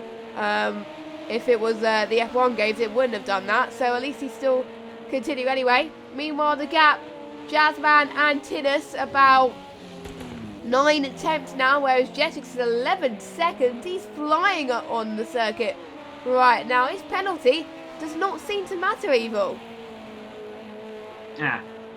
Well, either way, it's going up and down. But so far, Jazzman in second. Sorry, I completely missed that. I was reading something in the AOR chat. But Jam so far in fifth. Let's see. Matt's got himself back going again. I'm wondering, is it the same issue? It seems to be. Unless he's got it fixed. Let's see. No, he's got it mended. There we go. He's mended, it seems now. So he's going up to the 7. So he's definitely got more throttle. So there we go. That's more like it. That's normal. He's going full speed now. So, hey, that's what we like to see. So good that is a lesson learned. Everybody, do not give up at the first attempt. Look at what Matthew has done. He's still racing. And Navi, that's damage, I think. Is that damage I'm looking at there? Well, I mean, it's a bit hard to see from this camera angle because it's pointing down, but definitely the windscreen is broken. But of course, that's visual from earlier. So he looks like he's damaged the car somewhere in the race. Chris down there in 16th, so he's going to be, it looks to be, well, to be fair, 5 minutes of the pace, he could come through and pass Lavi, actually. Depends on how much damage Lavi's got. But long afternoon for him, and he's actually quite far off. But a lot of gaps going, but still, these two together, Jess, Jazzman and Tinus. And you'll see a lot of these in GT3, of course, because most of these drivers are going to be in GT3.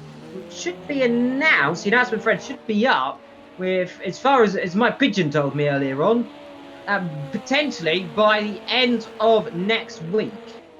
Yeah, because obviously next week is the last race of the Clio Cup, so it'll probably, I think obviously they will do a bit of stewards inquiries, I think, and then once those are sorted for Clio, then they'll probably open the GT3s after that. So yeah, we've still got one more round of that, and make sure you do check that out Wednesday evenings at 8 o'clock. And Mr. Evil Dragon also racing there, so you get to watch him in his glory, and some of the times he bottles it, some of the times he does well, so hopefully you do well in the last race, Evil. I've crashed every time, Jess, but I appreciate your confidence in my abilities. Well, to be fair, no, I have crashed every time, actually, so, well, I mean, anyway. The first race you done well. Yeah, the first race I didn't crash, second bit of the first race I died, and we don't talk about the other. Right, yeah, anyway, let's go with the race. Moving swiftly on to the battle of Jazzman and Tinus, the two more established drivers, they're so far going up the field bit by bit, and currently in third and second position as one car. Was that Chris off the road? And he's Chris off the road. Down there, right in front of the two leaders. So, struggling more and more, but still carrying on his merry way. You've got to say, fair play to these drivers. No retirement from this session at all. I'm shocked about that. I was expecting quite a few, especially after all the incidents we've seen today, Evil. But they're keeping going, and that's really great to see. Ethan, he's in 12th. He's coming back, which is great as well.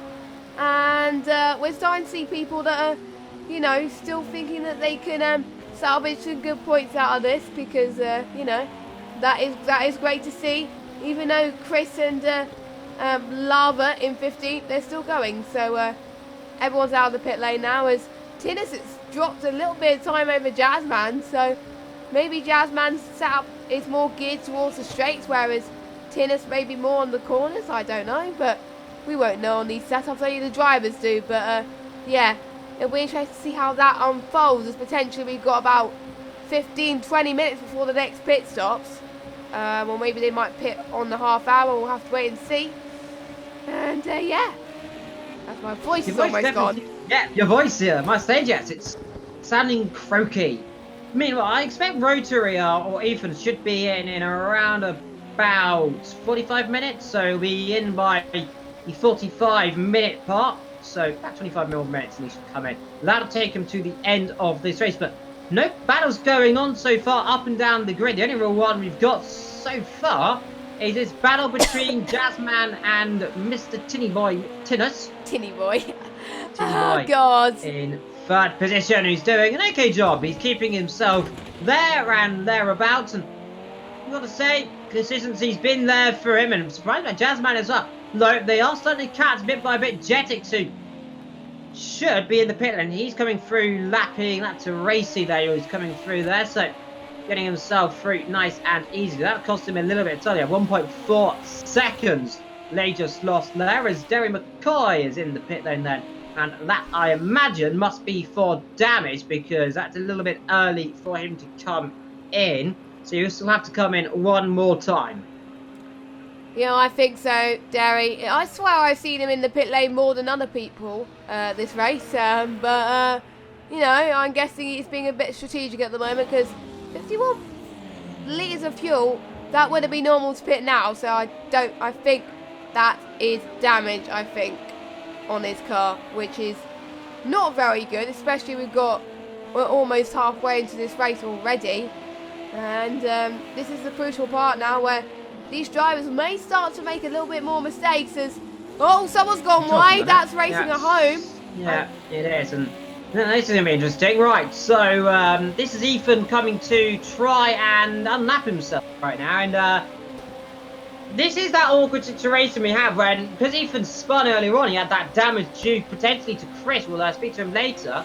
But damage was done. And you have a little bit of weaving there from racing home. I don't know if he's trying to spot someone up the road. Someone spun there. Two people have spun, actually. I'm wondering who that was who just went off there. Was that racing again? I'm sure that was racing. Someone was definitely, yeah, in the pit lane there. So someone's just come in and see who that is. That's either Devil or, yeah. Or I did see, no, I did see racing spinning. It was him.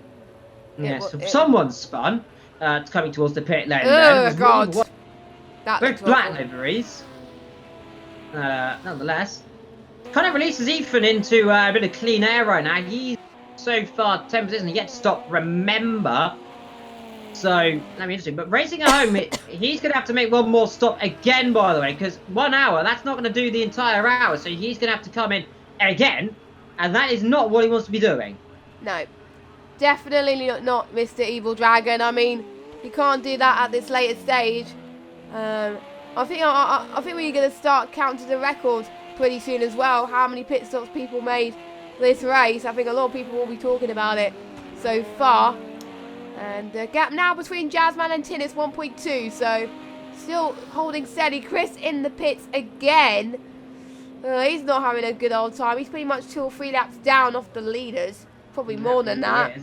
Yeah, he's really struggling today, of course, but sometimes it's difficult circuit, difficult conditions, and it can happen, unfortunately. Meanwhile, this is the battle between Derry McCoy, I believe. That's lap car in between. That's racing at home in between these two pairs. You can see there the pink livery. I believe it's, Derry McCoy just spun, actually. So never mind about that battle. I'm going to be careful rejoining the circuit here, my friend, because you're right going to be on the racing line. And you've got fast cars approaching. That'll be Tinnis, I believe, or Slicker coming through. Is it Slicker? It'll be Slicker then, coming through to lap you. And this is an awkward place to be as well. Gets himself well out of the way towards Degner 1 and 2. So he does a very good job and a very nice place to get out of the way there. So some of the drivers still learning the ins and outs. We can see that puddle Jess there, just under the bridge, and that's catching a few drivers out, I imagine. Yeah, it catches me out when I race around Sakitto. I've done a bit whilst I was testing the audio on the stream, and my oh my, these puddles do catch you out, don't they? One slight mistake and then bang, you're in the wall. So yeah, but these guys are holding it steady, of course, as we're now in the halfway mark of this race, Evil. So crunch time for the drivers as they try to last these last final hour. Like we said before, no retirements already. Matt is still holding strong. He's keeping going right now in 14th. I'm glad he's still going. He had trouble with his pedals, but obviously he is back.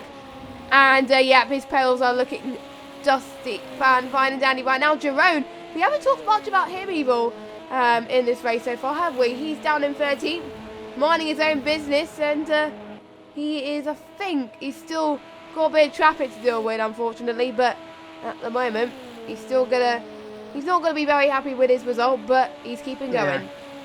Involved in that first couple of that shunt, of course, with Chris, and rather wiped him out of the race, unfortunately, but that bad, of course, Chris, I think a few others involved, but definitely was Jerome, who was the man who ended up going straight up the rear end of poor old Chris, and in that sickening thud. I'm not too certain who was the other driver involved. There was one or two others, but I'll have to look at that later on.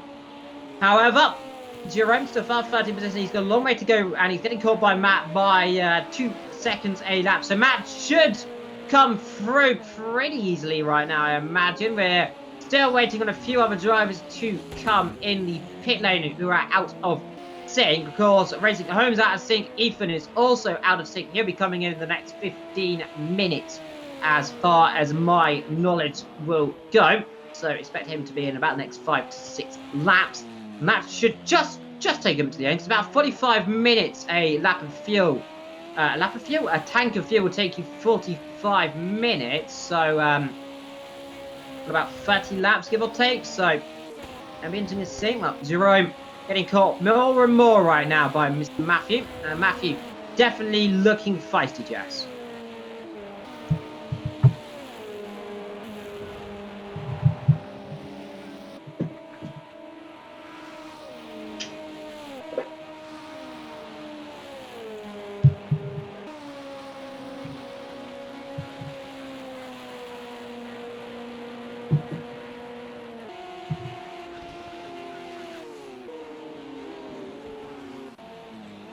Tennis wide?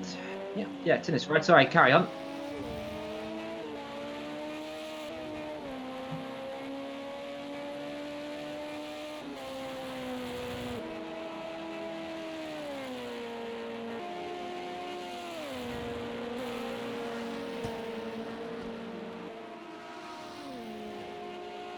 Yeah.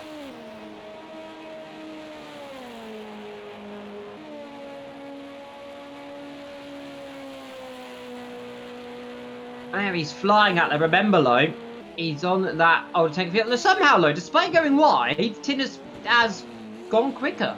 So, there we go. Track limits do not matter. Well, yeah, well, he probably got a ding there, but it must have been up by quite a while there to still go faster. But, 2 seconds. The gap right now between those two. Top 3 separated by just under 11, just under 12 seconds. Look at the gap afterwards, though, Jess. 40 seconds. Then we got Jam, then we got another 20 seconds down to Wim. Wim right now is in no man's land because the nearest car to him is Essa, who is, another 20 seconds behind. Then another 10-second gap to iRacing. Then comes Ethan, who is a further 45 seconds back. He's getting caught by Racing at Home, who's got damage. So he's in the pit lane again there, I'm presuming. And then we've got Devil down there. He's almost a minute behind. Then we've got Derek, Matt, Jerome, then of course Lava and Chris down there in 16th position at the back of this race. 7 minutes down, of course, but carrying on and proving that he is going to be a consistent driver. Of course, no retirement as of yet in this race, but one driver in the pit lane of a very presumably damaged Racing at Home, who still now will have to come in again after this even more, because he still will not make the end of this race.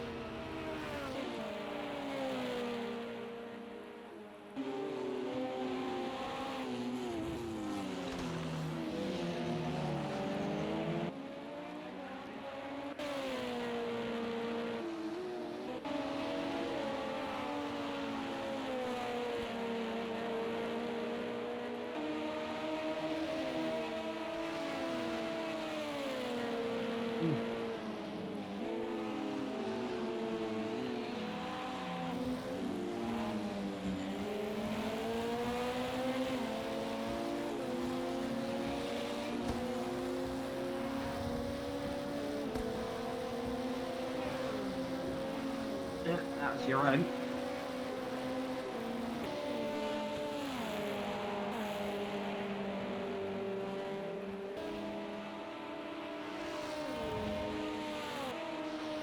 Indeed. Well, I've just lost Jess temporarily on my end, at least. I'm not sure if we're speaking over each other temporarily in the chat, but if we are, sorry for the minor speaking over each other, but a little bit of a disconnect there. So if you can hear me, hello. If you can't, I'm not sure what happened there. Well, there we go. Jess is back again there. So a little bit of a disconnect on the mic. But Jamie, so far in 5th position, Rim Strategist in 6th. Essa in 7th, ahead of Aracey still in 8th position. He's doing an okay job. Ethan still got another 10 minutes before he will come in that pit lane. 14 minutes, he'll be saving fuel, I imagine, very drastically because he wants to stretch it out as far as he can. Jetix, his last lap, 37, 36 for Jasmine, 36 for Tina. So those two taking another second out of each other. But of course, Jetix still leads this race, but the gap's starting to come down. Now remember though, that Jasmine and Tinas both will be changing their tyres before this last stint of the race, Jazz. Right, can you guys hear me? And I'm sorry about that. You guys didn't hear me for like 2 or 3 minutes there. Sorry about that. Yeah, your mic does seem to be peaking as well, Jess, a little bit there. Yeah, wait, hold on a minute. Let me just put it there. There we go. There we That's go. it. Sorry about that. I think I've been having this awful cold, so I've been muting myself just to try and clear my throat a little bit there. But yeah, I forgot to unmute myself there. So apologies about that. Let me know if you can hear me, Michael, because he was the one that pointed it out. So thank you, Michael. Yeah, so probably you're probably seeing a battle, but you're hearing no voices. So, but anyway, yeah. Derry's in the pits.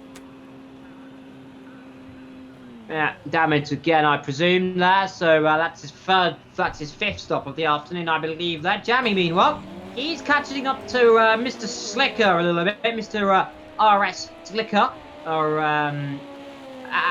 well, there's a very rude word he's trying to say there of RS Slicker.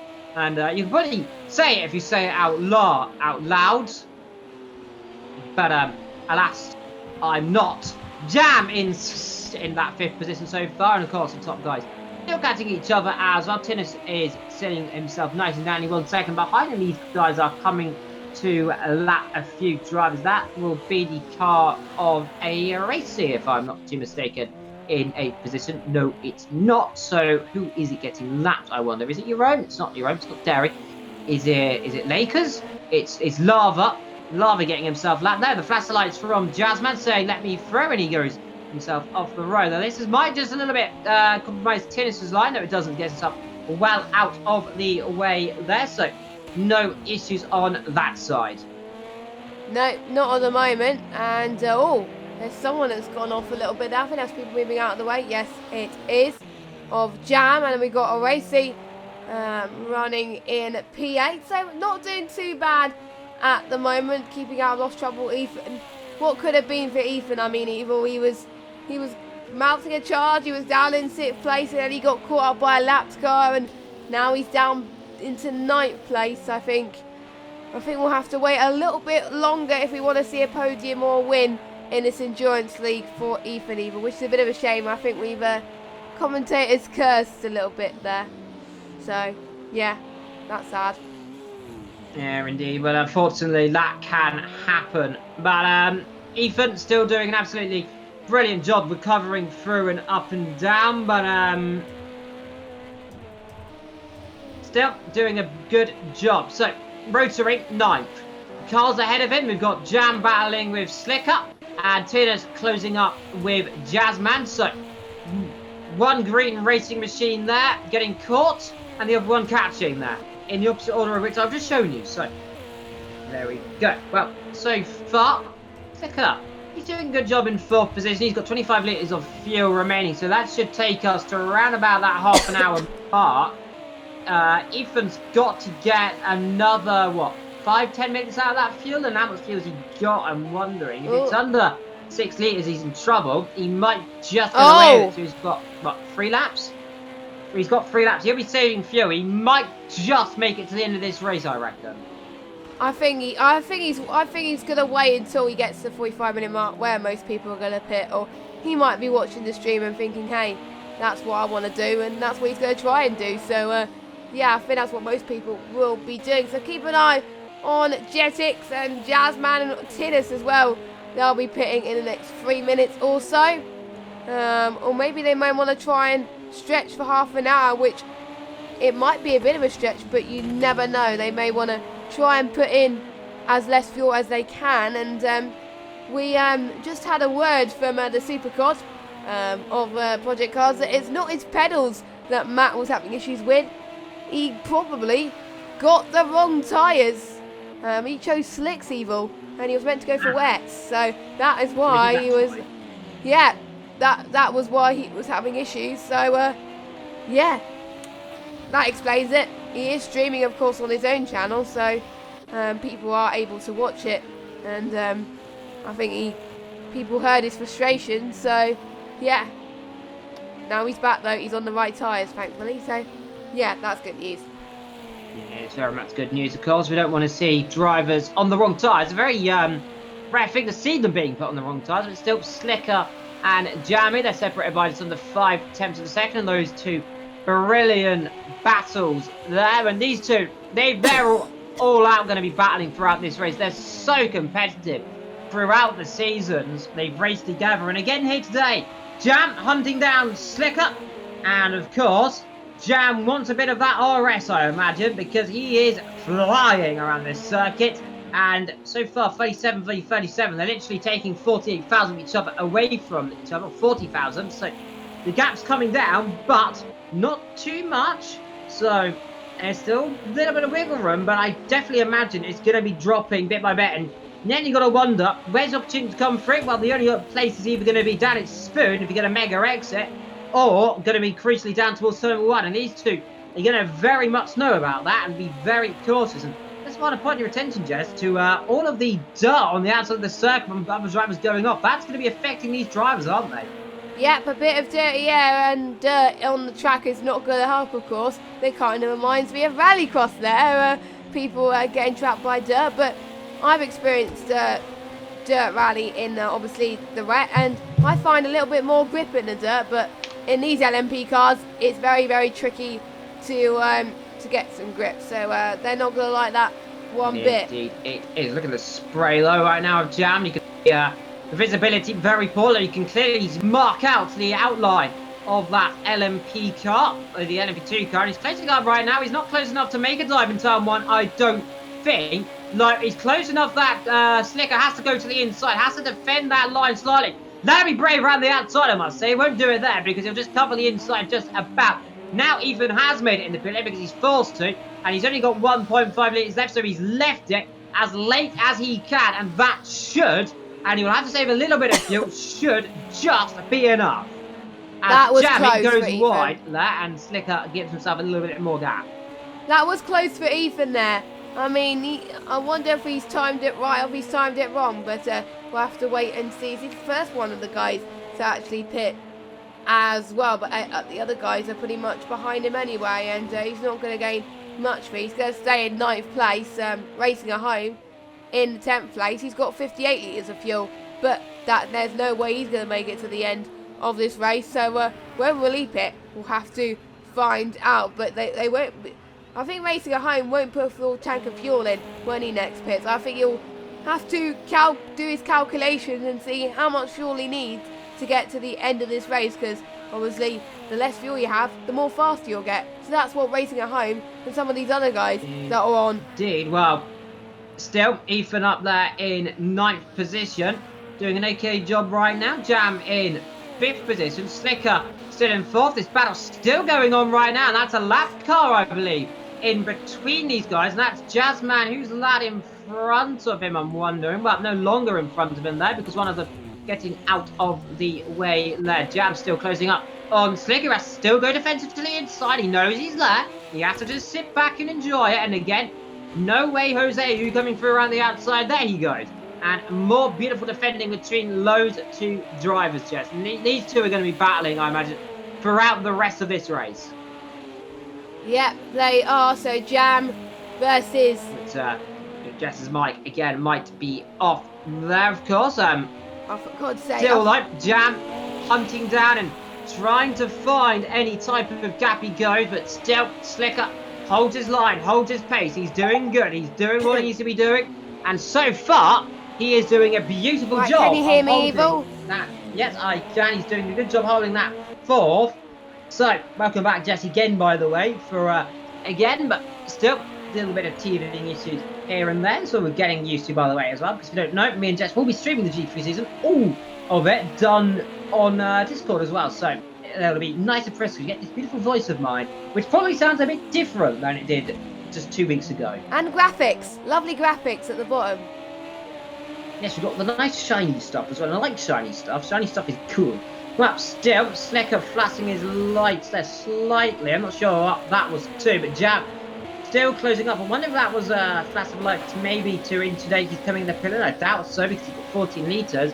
But Jam, a little bit less fuel. Trying to close up bit by bit. As the top guys, it's starting to close up a little bit, Jess, because that gap's now 6.7 seconds there. So about 7-6 seconds, it's closing up a little bit. Jam still can't find any way through on the circuit. He's still just stuck behind the car of Slicker.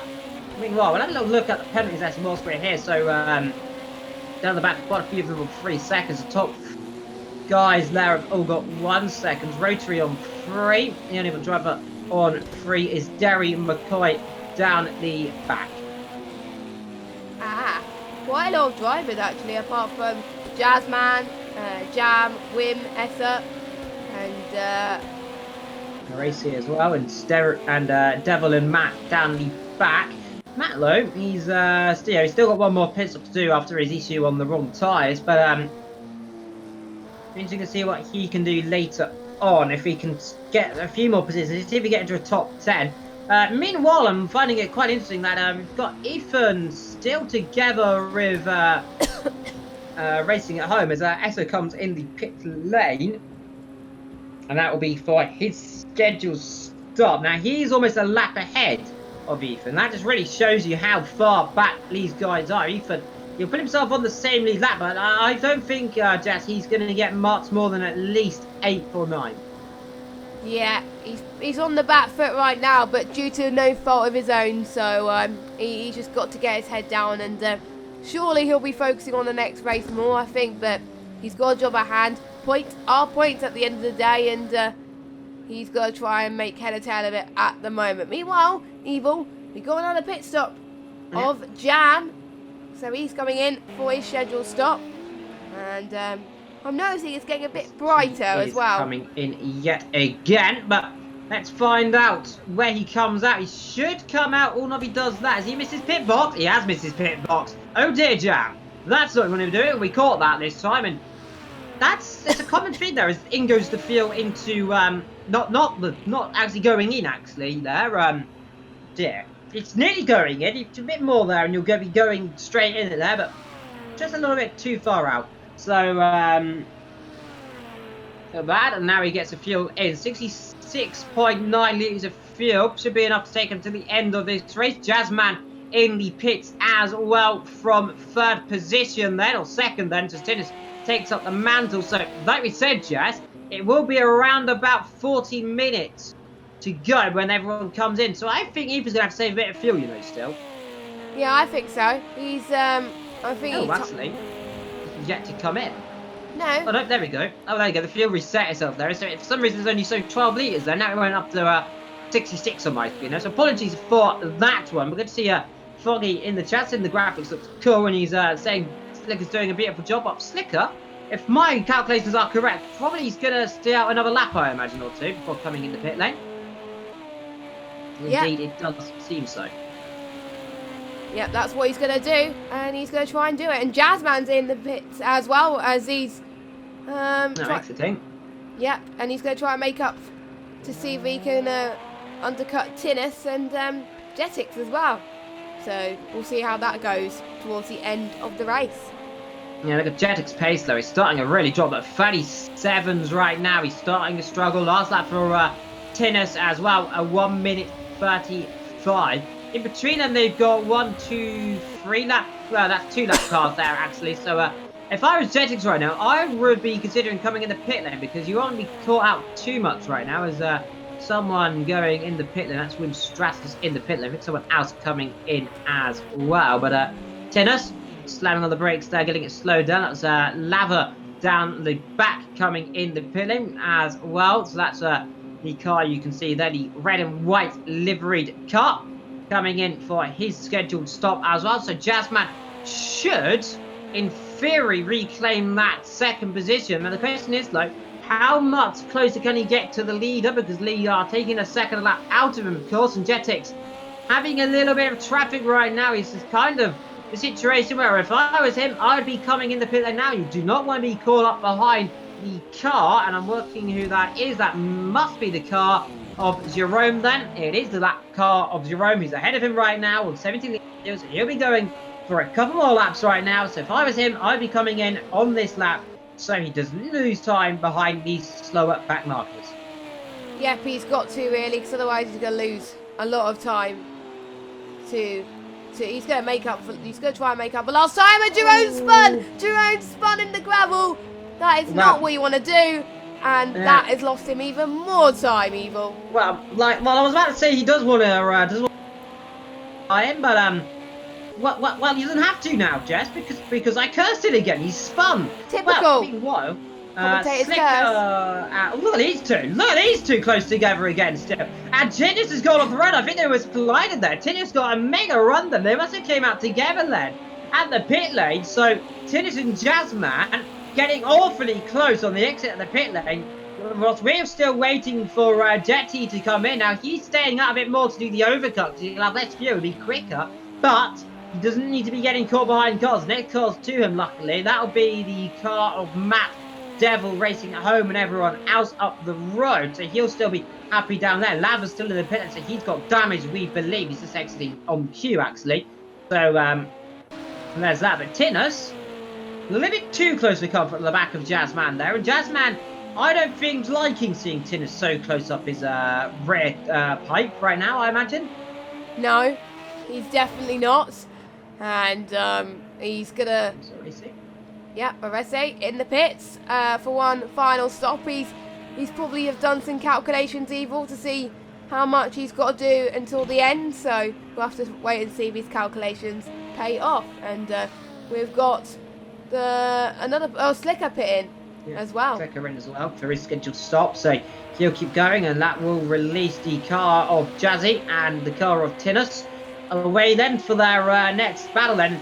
Right now, the last thing these two need to do is battle. Now, in theory, these two now should be able to jump ahead of Jetix, who we believe should be taking his start. So we believe he didn't take them earlier on, and that is the reason why he was leaving this race for most of the second stint. In the first stint now, we believe that Tinus and Jazzman should, and we use this as a big pinch of salt, should now take the lead of this race. Now we believe Jetix will be pitting for a new set of tyres. However, he's leaving that fuel very late, and he should be in the pit around about 0.8 of a litre. Yeah, that is a gamble from Jetix. I mean, but he wants to be in a situation where he could be running on less fuel and he could be mega quick on the straights and corners, and that would really help him and less benefit Jazzman and Tinus. So if Jetix plays his cards right, that'll be a good strategy for him. But this could go all wrong for him at all fronts as well. So, you know, it could go both ways, Evil. Indeed, it could both ways. But meanwhile, Ethan catching up to Racy then in 8th position, a little bit lower. So the last lap 36, of course, Racy came in. So we'll see the next couple of laps what his true pace is. In between them is, I believe, the car of, it must be Lava. It is Lava in between them there, and the number 16 place on the grid, and the number, it's hard to say because I can't see it there, but it's a number of some description. But of course, a little bit hard to spot the numbers. The car behind that is Ethan catching at a rate of knots, I must say. I believe that is Ethan. I'm pretty certain they're only about 7 seconds off. So yeah, Ethan catching. In fact, no, it's one more car in between them, I believe. So I'm trying to see who that is in between all of them. So quite a few cars very close to each other. Yep, it's getting to the calm before the storm, Evil, where... Jetix in. 0.4 litres in the tank then. So but very close to my prediction then. Yeah, it is quite close actually. Calm before the storm, and Jetix just about gets into the pit lane. We'll see what Jazzman can do to get the best in lap he can on his first lap on those set of tyres. I think he changed both fuel and tyres, didn't he? I think he's not. So I think he's gone for, he chased them earlier on, stinting these tyres now then. And look, he's already leaving the pit, and this is going to be awfully close. Actually, it's not going to be awfully close. He's going to be miles ahead, actually, I think. He is going to be miles ahead. He's coming out the pit lane now, I think. No, not now. So, he'll have the run down the thing. Now he's exiting it. So, Oh, yeah, he's done it. He's in the lead again. That is a timely strategy from Jetix. I mean, that was very close. It could have been close to disaster, but it was. He saved fuel, Evil, and that helped him. Yeah, he's going to continue onwards now. He's going to be slightly slower because remember he's running a lot more fuel by about 10 litres. That might cost her about 0.5 of a second a lap. So by calculations, it will take around about half an hour if they were catching up by 0.5 of a second a lap to close up before the end of the race. So don't catch the chickens yet. Remember, there still could be drama later on. Meanwhile, Devil in the pit lane for damage, we believe, or coming in for a pit stop. No, that is for damage because you can see the car weaving there slightly. So he's got damage there, we believe. He must have slightly tapped the wall somewhere on the circuit. As past there goes some other cars. That must be of Derry McCoy, who's now in 14th position so far. He is a lap down ahead. That'll be Slicker, I believe, coming to lap him as Derry McCoy gets himself right out of the way through turn number 1. So we believe Jetix has maybe changed his... We do not believe Jetix changed his tyres, actually. We believe Jazzman has changed his tyres, but of course it's a bit hard to see for certain on the strategies there. But now I suppose Jess will see the pace, especially in their lap times, the first couple of the laps out. If Jetix's lap times are around about the 35s, then we believe, of course, he has changed tyres. If they're in 37s, we believe he has not. Well, Jazzman right now is setting very much low 36s. We believe he has definitely changed those tyres. Yeah, I think so. It just goes to show we don't know much about strategy, Evil. Yeah, of course we can't see for certain, of course, because the animations don't show us the tyre changes to be sure. But then again, it was about 9 seconds before, so we believe... In fact, we believe he must have had to change the tyres or something. We're not too certain, but on what strategy's going on. But that gap now, 5 seconds. And Jetix needs to be getting a move on. We'll see in these first couple of laps, so Jess, because it's his first full flying lap. There's all the dirt getting kicked up on the side of the circuit. It's really proving quite difficult for these drivers, I imagine. Still, though, 16 drivers in the race. Oh yeah, there we go. But I had it on mute there because I was having a bit of a frog in my throat. Sorry about that, guys. Typical. The first stream I do with Evil on AOR and my voice is going. So there is a cold that's going everywhere around Britain at the moment, so it's not really a surprise, to be honest. But anyway, Lava down in last place. So Chris has ahead of him somehow, which is great. He's not last anymore, and I think he'll be pretty pleased with that after the race he has had so far in this race. And Derry is doing quite well. Devil is down in 13th, so he's got a lot of catching up to do, but he's got no penalties though, so that is good news for him. Jazzman 5 seconds behind Jetix, so look, Jazzman's getting some time. This is crucial, Jess. Lap times 1 second, a lap quicker, 1 whole second. He is going to catch him quickly. Jetix hasn't changed. Jetix, we do not believe has changed his tyres then. And we potentially believe Jazzman and Tinners may have changed the tyres because surely that gap cannot be coming down that quickly. Otherwise. No. He's smashing it, Jazzman. I mean, if we can see a masterclass like that, then he could win this race. We thought that Jetix was going to win, but game on, get your popcorn out, ladies and gentlemen, because this is where the action will take place. Ethan, though, he's in 9th place and he could gain 8 soon. If he can try and gain a position. There he goes on Aresi then. Outside of 130 yards. Is he doing? That's brave. That's very brave from Ethan. They're right around the outside of 130 yards. And had to take a bit of avoiding action there on the curbs as Aresi almost get on the curbs as well. He almost flew himself off the road. But Racing's saving fuel, we believe, actually. Look, he's not using full fuel, so he's got that car in, I believe, lean mix, potentially. But right round the outside, that has got to be some very good skill indeed. However, we'll see if that got him a penalty, of course, later on. Yeah. Let's do it now. Let's see if he's got any penalties for that. Only 3 still, but again, look, Jetix 38-0. Jazzman 36-1. Tinus 36.5. Almost 2 seconds that lap out of him, and well, we thought at the rate they were going 0.5 a second they'd be catched by the end of the race. Well, by the rate they're going, I think they'll be catching by the end of the next 2-3 laps. As a huge gaggle of cars come in the pit, and that will be Matt. That's Jerome in the pit lane, and we've got Derry McCoy in the pits as well, taking on field. So I'm wondering, has there been some trouble there, because they're all coming. We know Matthew's coming for a scheduled stop. No, Derry McCoy out there. Ooh, not damaged. Almost spun it into the pit wall there, actually, for good cause there on the exit of the pit. So doesn't be doing that too much. Again, back to your leaders, by the way. I'm just checking. Only 1 second for first, third, and fourth. The gap is what, 2.7, 2.8 seconds there, balancing. So Jazzman's getting a move. In fact, that is Jazzman in the background, and as well Tinners. This is going to be interesting, Jess, before the end of this race, because it's still raining. It's getting heavier and heavier. Yeah, I've noticed that as well, Evil. And it's brighter as well, so the tyre temperatures are going to increase quite a bit.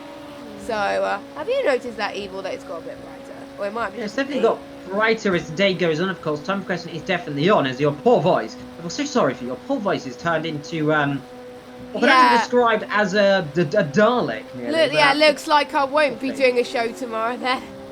Oh, God. As out the pit lane comes one car getting out of the way. That would be, must have been Matt getting out the pit lane. It was Matt getting out the pit lane there. And he's behind Tinus, down in 11th position. I'm still wondering, has Ethan got enough fuel to go to the end of this race? And that is the question I'm wondering, because 42 litres, he should be just on the level. And if I was him, I'd be kind of putting it down in Lee mix now and just saving a little bit of fuel here and there, because he doesn't. He'll run out, I think. If he's going to be low with around about 2 laps to go. I think that's what my prediction is, Jess. I think he'll run out of fuel about 2 laps to go. That is Jerome, I believe, spinning off the circuit there and taking the rallycross route. Indeed, it was. As in the background there is going to be a Racy, and then behind him that will be Lava. Lava! That's not how you take 130R. That's Spoon. Nearly Spoon, sorry. My friends. Yeah, sorry. It's hardcore. This is a fictional circuit that is taking some aspects of Suzuka out, but obviously, you know. And really bumping over those curves as well as Lava. You want to be careful as well. We don't really mention it when you go on board with someone through the last tournament. We'll go on board with Matthew, figuring he's the one. Look on the right here and just realise, if you turn in too sharply, look what you have to deal with. Remember, at 170 miles an hour, if you hit those sausages, you are in for a very bumpy ride, I might say. And I've been fortunate to hit them in previous leagues and previous seen other drivers in GT3, for example, hitting them. And I can tell you, as well from fun racing, you don't want to be hitting those sausages, because sausages are not nice for a LMB car that runs nice and swish to the ground. Yeah, I've seen some people aquaplaning again as they're going through the circuit. Yeah, definitely right there. So it is getting trickier and trickier as racing at home. He did a bit of a slide there, but he's kept the car under control. You can just hear the revs just skyrocket upwards. They go through the puddles there, and that is causing these drivers issues. There is a racing now coming to lap. That'll be Jerome, of course. Those two there, 36.8 v 36.3, of course, up front. So those two starting to equalise the pace now as Jetix's car starts to come alive. A bit more right now, but of course that gap is now really bubbling on that 2-second window, and you can just see it now closing up. And these guys, look at the amount of lap cars they've got, Jess. 1, 2, 3, 4 cars in the next 5-6 laps are going to start coming across. Yeah, we will see them coming across very, very soon. We've got 23 minutes to go. Let us know in the chat who you think's going to win the race out of Jetix and Jazzman. 2.4 seconds now, the gap. Oh, it is cutting tension with a knife here, Evil. I don't know literally who's going to win. It's going to come down to, I think, the very last lap at this rate if it keeps going like this. I mean, what? I'm just noticing something's going on at turn number 1. We got a racy suddenly there. We got a racy racing at home, and someone else going very slowly. That's Lava's Lava racing at home, a racy, and we believe Matt as well.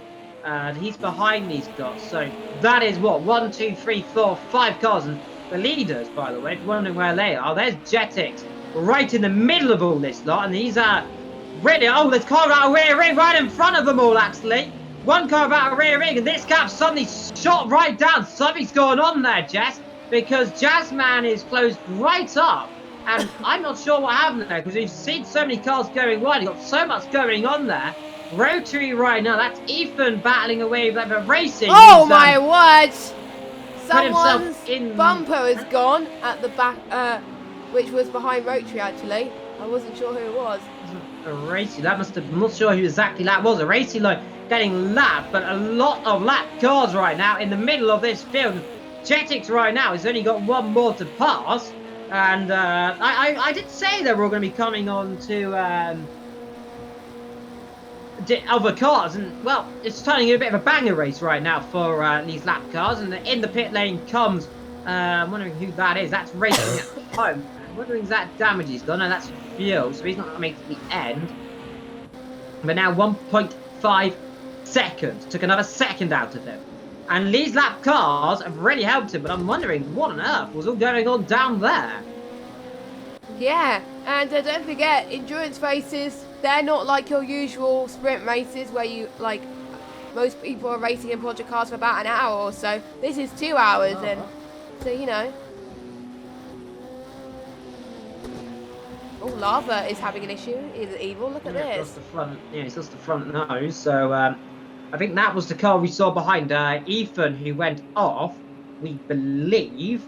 But of course we cannot say for certain, as they all go past the pit lane now, as Racing Home was in the pit lane. That was for fuel as well. He's got enough now to the end of the race. Ethan on 33 litres, 20 minutes, 23 litres. It's going to be close. It's going to be very close between those two. But again, look up front, 1.3 seconds. So it's closing. And Jetix, who's rather redeemed himself from that mistake he had earlier on. He's managed to get himself right back up there in contention of this race. Let's see if he can win it still. And it's going to be close. And remember, these top three are all still going to be closing up on each other. And remember, any one of these three, if any of these guys have contact, Slicker's only 48 seconds behind. So anything can still happen. Yeah, indeed. Oh, this is going to be really tense for Tinnis. Jetix got an issue. Jetix got an issue. Something's wrong with Jetix. He's got an issue. Something's gone wrong. He got caught in traffic. He got caught in traffic. That's what happened, Evil. And I just noticed it just then, whilst we were looking at it, he suddenly slowed right down then, right in front of everyone, and in the pit lane, and Jazzman lead. Yeah, I see him go quite a bit there. I mean, I'm not sure what happened there. He suddenly just slowed right down in front of everyone there. I'm just looking at you back on the stream. He wasn't caught in traffic. He just slowed right down in front of everyone.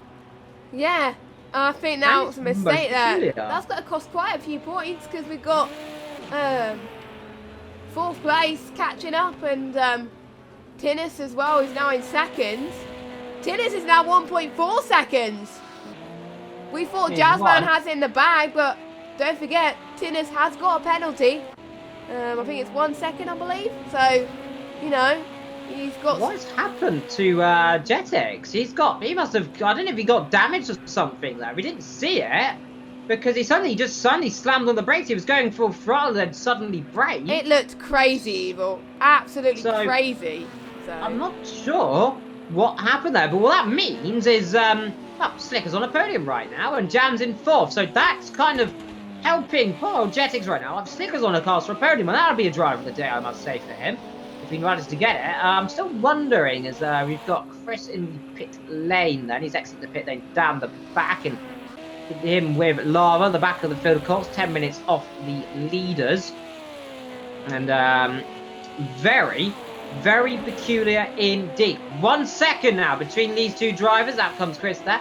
Tinus now closing up to Jazzman, who very much had to take a riding action very suddenly there, right in front of everyone else.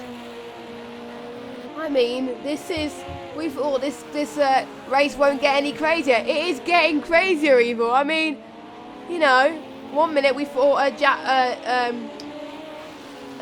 someone had it in the bag of Jetix. Yeah. Now he's in 5th place. Then we thought Jazzman.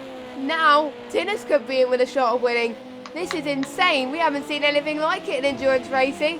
This is kind of reminds me of 2016, 2017, or even 2018 Le Mans, where people are just crashing left, right, and centre, all having mechanical issues. So this could be the case here. And Tinus, you can see that Tinus wants this race win. He's pushing every last fibre of his being to get that race victory. I know he's got a penalty, but he could force Jazzman into a mistake, and that could be the difference. Indeed, it very much could be. So we'll find out in a while, of course, what is the outcome of this race. But meanwhile, 17 and a bit minutes still to go for all the drivers, and anything still can happen ahead of everyone, of course. But 6 tenths between these two, as my TV's just turned off there, and I can no longer see what's going on. So back in a minute whilst I quickly try and fix that. At the moment, we're just running on board with Tinus. At the moment, we're just on board with Tinus. Oh, Tinus! Gone wide! Is that game over for Tinus? It might be. Lost a bit of time to Jazzman, so he was close up there, but he's starting to gain a bit more, so it's not over yet. So, yeah, this is getting intense, I'm sure, between Tinus and Jazzman, but Jazzman has got to get... Oh! What's happened? I don't know what's happened, but Evil's TV's turned off, so we can't see what's happened behind. Someone has got damaged, but we don't know who. Evil, are you back? Back, are you Evil? I think he's gone. Yeah, apparently for what happened to Jetix, he lost the car in the last corner and hit the barrier, almost hit Jazzman. So, yeah, that was very, very unfortunate. So, yeah. I don't know how this is going to work because I'm not the director, I'm the broadcaster. So, Evil is trying to... oh, yeah, we're back. We're back. Okay, that's good. TV mended. Back, are you Evil? Evil, are you back? Yes, I am back again. My TV turned off. I think my controller, I think it might be my battery or my remote ran out and turned my TV off. But very odd. Meanwhile, though, I was looking at it. Tinus getting very much closer to Jazzman, and that 5-10 seconds. So this race is not over. Slicker, if these two come together, might have a chance of winning this race, you know. Yeah, I mean, this is crazy. I know I've said that so many times, but you know, this could make a difference between leading or losing a championship at this stage. There's 10 rounds. We've had 1 round a few weeks ago. This is the second.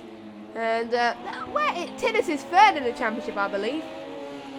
Yes, he is, if I'm not mistaken, as I'll switch over to... Actually, you can, if you can have a look at the standings, actually, whilst we're here, whilst I look at these battles going on so far, but still Jazzman and Tinus up front in this race, doing a fantastic job right now. Meanwhile, Jerome down the back in the pit lane, he's got damage again, so he's gone off somewhere. That is just not just damage, that is a lot of damage. That is a lot of damage. Sorry for talking you over. I was just like a bit shocked about the damage. I wonder what has happened to get that much damage. Meanwhile, Ethan is behind. I'm trying to see who that is. He's closing up on. It's not one of the guys ahead of him, we believe. It might be Jetix, actually. It is Jetix, actually. And Ethan closing on Jetix right now. And this has got to be a bit awkward for Ethan because he's catching the former leader. And Ethan's pace right now, 39 there.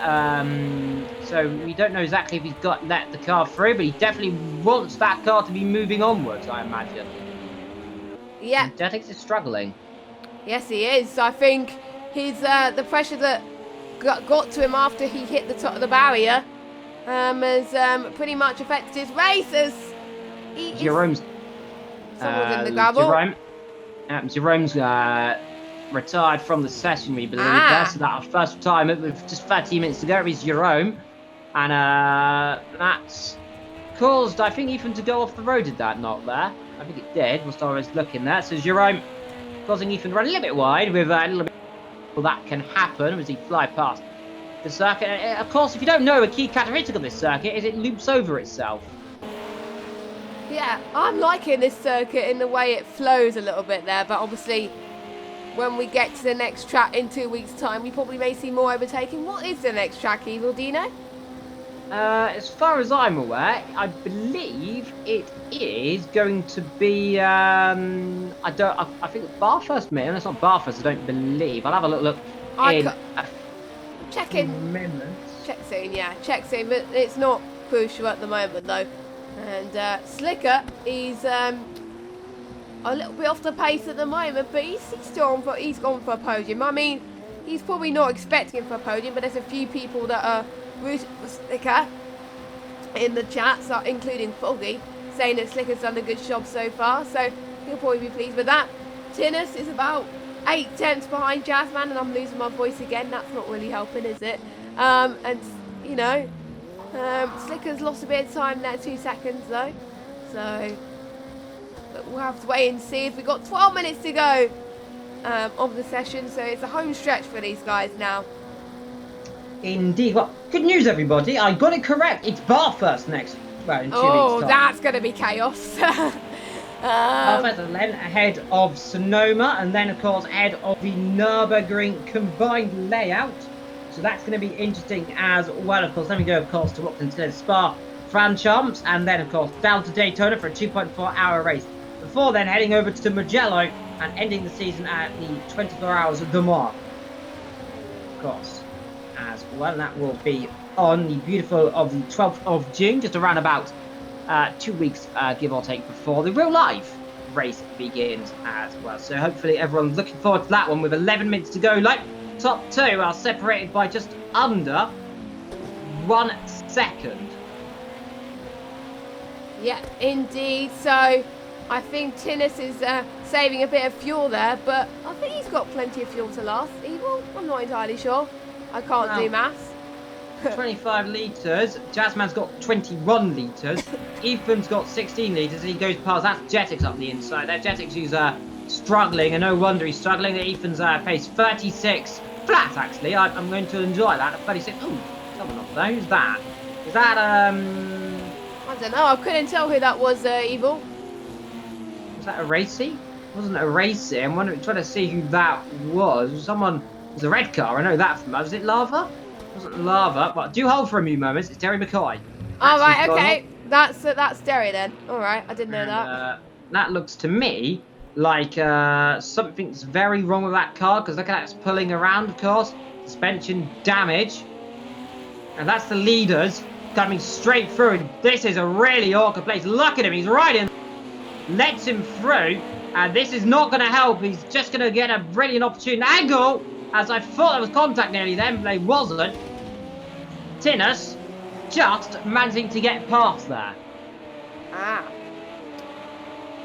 So Tinnis, I think he had to go past at the moment. Otherwise he would have been stuck in a lot more traffic, and Jazzman would have just been like, boom, see you later, Hulkenberg style, I must say. Hint, Hulkenberg should have stayed in F1 this year, but anyway, getting back on track, and yeah, this is the crucial stage for these guys. Some people will be fuel saving, some people will be pushing, some people will be doing a bit of both. One person I know will be doing fuel saving is the guy in 8th place, VSR Rotary, aka Mr. Ethan. So, you know, I mean, it's a bit of a push, I think, Evil, if he wants to make it to the end. But Tinnis, look at the speed he's gaining. He's got a mega run. This is enough for him. He has to go the long way around there. That'd be brave on Jazzman. Jazzman's going to cover it. Can surely. Tinnus went around the outside of turn 1. He has to back off that one there. He thought of it. He's not going to do it though. Tinnus tries. Jazzman defends it of all his might right now. He's got 8 minutes of this. He's got what? 1, 2, 3, 4, 5 laps, I think. 4 laps, 5 laps, I believe. Give or take. Yeah. 5, 6 laps left of this race. He has to defend with what can only be described as not a lot of fuel. That is not a lot of fuel. Oh, 12.2. Oh. I don't think Jazzman's got enough, you know. I'm worried about Ethan more than Jazzman. He's got 12.2.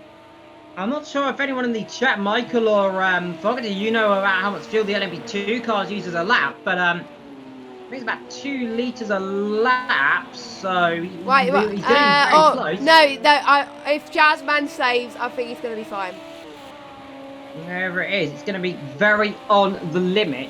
So this race is not over yet. There could be more drama. He could still come in the pit lane, I think he's got enough just. Yeah, we could see a situation where, remember in the first round of GT3 last season, where someone ran out of fuel on the line? Yeah. And Jazzman won? I remember that.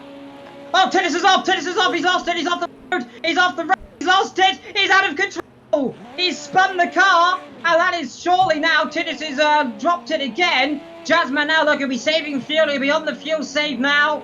And now he'll very much be saving all the fuel he can around the circuit. But Tinnus, he went wide. He's on the curb and he's lost it. Did I just jinx it, Evil? I think we've both jinxed it. Slicker up there in 3rd position. But crucial. And that is crucial for Jazzman now. He now can save the fuel. He can just cruise himself now to the end of the race in the next 6 minutes. Be pushing, and he doesn't need to push now. He can be on the safe fuel mode. So I think Jazzman can breathe a little bit of sigh of relief now as when Stratos has got an issue. I just saw Mike. Thank you, Mike, for spotting that one there. But when Stratos had a massive off there somewhere on the circuit, that is Ethan now up to 7th position. He's not got enough fuel, I don't believe, to finish this race.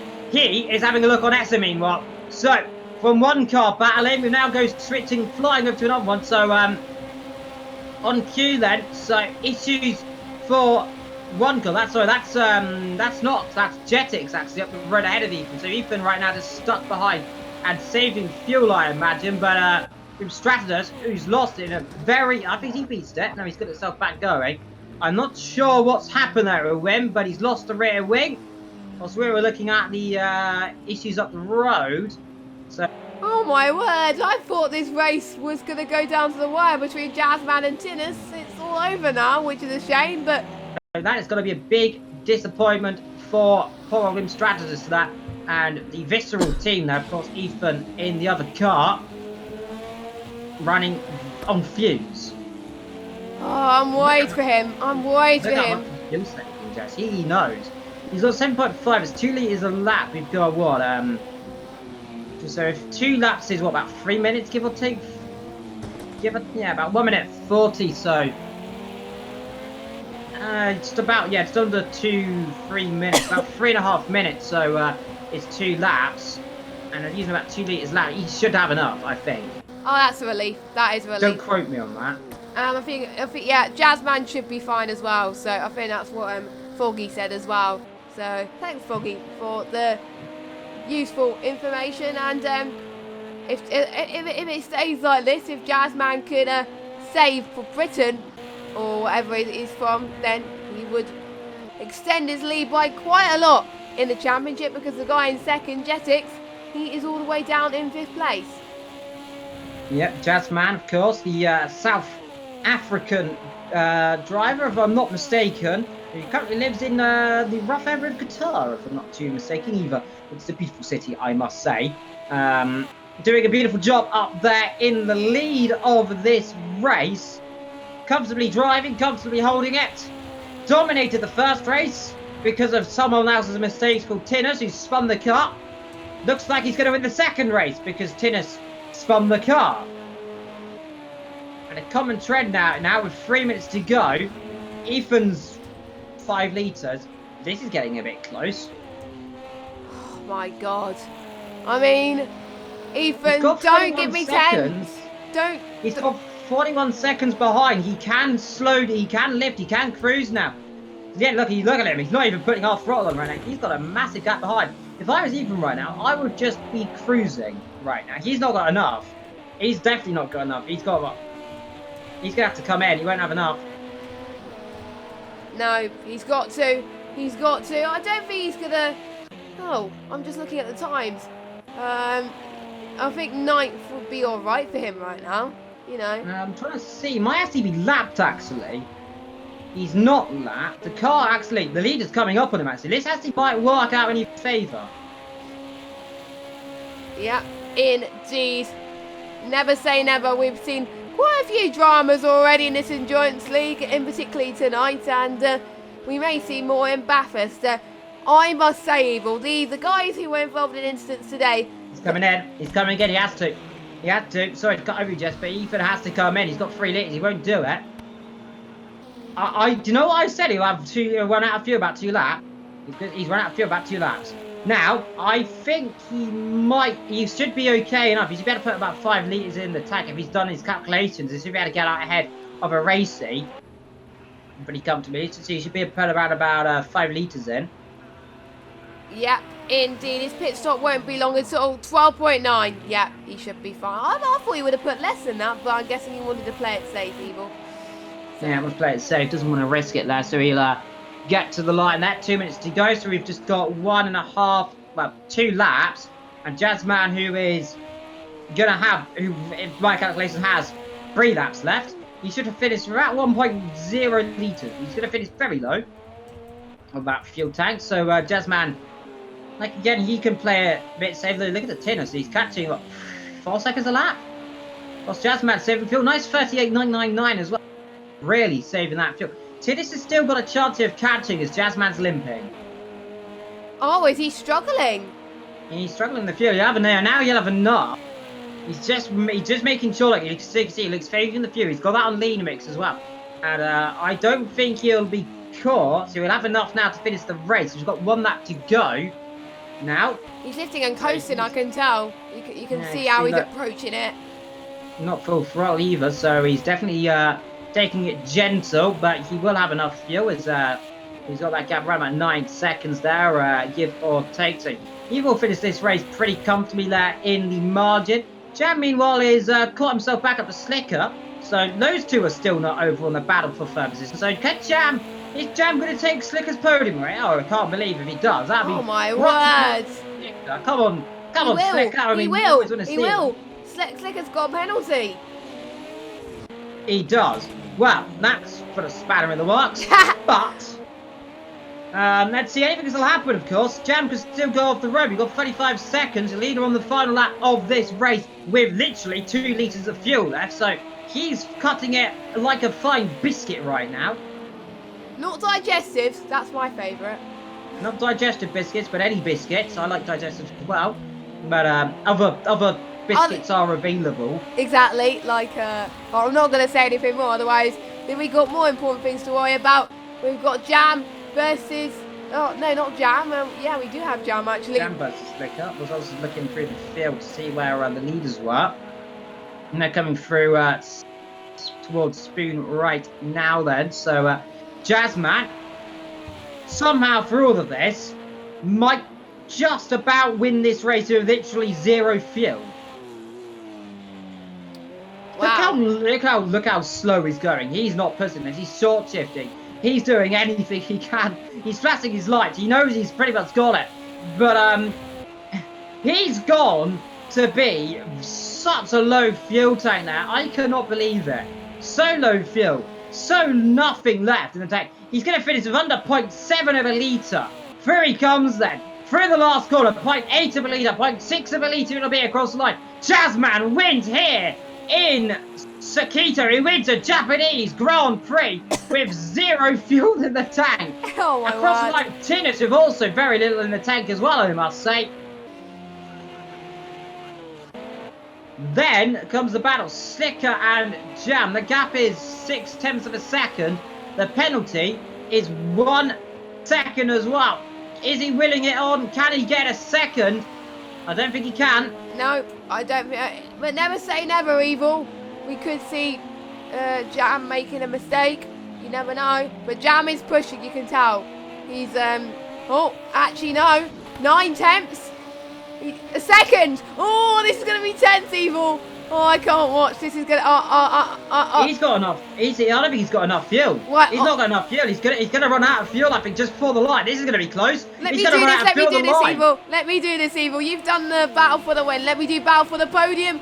Oh, no. Oh, Jam he's trying to find some time. Oh, Slicker's gone off. Slicker's gone off. Oh, no. And he run out. He's run out of fuel too. On the line. Slicker. He's made a crucial mistake. He was on shot for a podium. And he pushed so hard on that final lap. And it just costed him so much when he was meant to be saving fuel.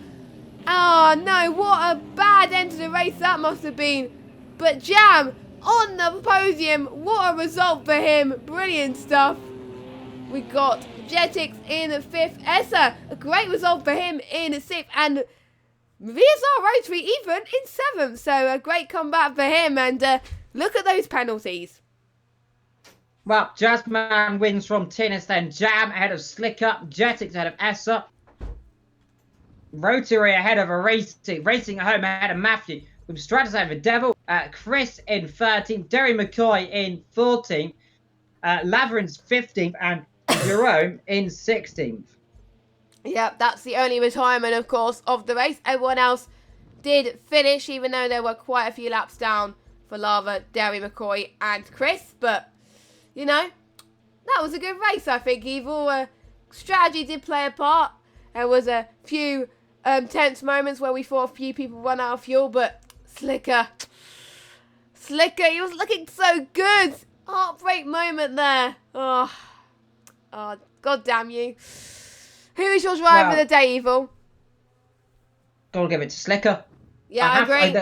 You only can give it to Slicker there. He's done a phenomenal job. Ethan as well, coming through from last to sixth, pretty much nearly again. Surely the driver of the day, but Jazzman, of course, winning the race. Yeah, well done to Jazzman. And I don't think we could get interviews because some of these guys do not have Discord, but we'll try and get that sorted for when the first GT3 race comes anyway, because we'll be using Discord pretty much every race after that. So, yeah, unless we could, because I don't have the cables to connect to the party at the moment. It'll take 5 minutes to set those up, but yeah. Yes, indeed. So that would be a bit of a struggle for that one. So I suppose we will start to round the stream off, Jess, and I'll let you time. Oh, thank you, Evil. Thank you. So Jazzman currently leads the championship at the moment. Will he keep his momentum going into Bathurst in a few weeks' time? Hold on a minute. We do have, I believe, Ethan in the interview box. Can I drag him in? Yeah. Can I drag him in? I can drag him in here. Let's get him in. Let's see. I don't know if he can hear us, but I've managed to find Ethan and drag him in the thing. If he can hear us, say hello. I don't know if he can, but we'll see. I've dragged him in. We'll see if he can. He probably doesn't know. He probably doesn't know.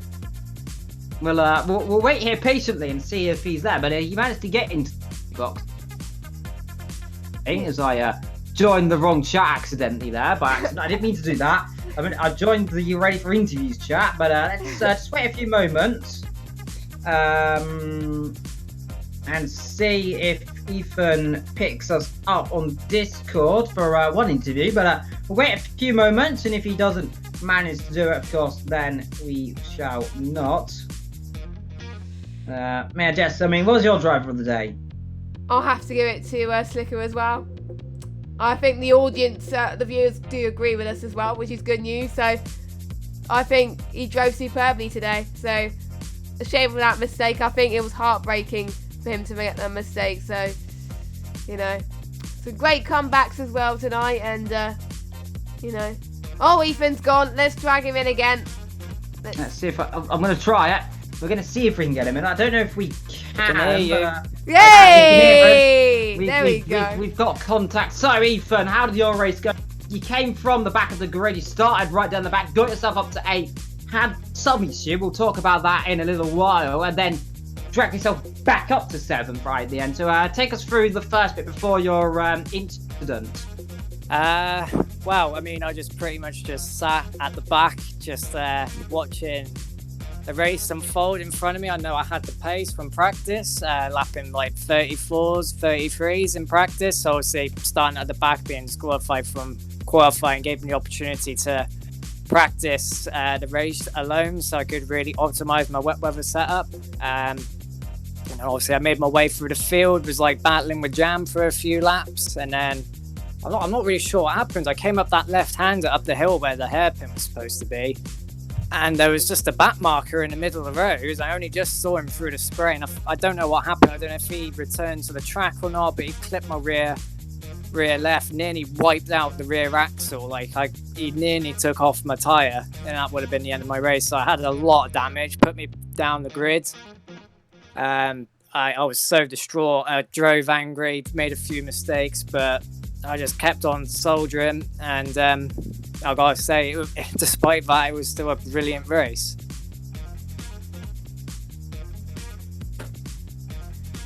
Indeed. Well, I suppose, though, in the end of the day, Bathurst next, and you like Bathurst, Ethan. So, how are you feeling going into that race, you reckon?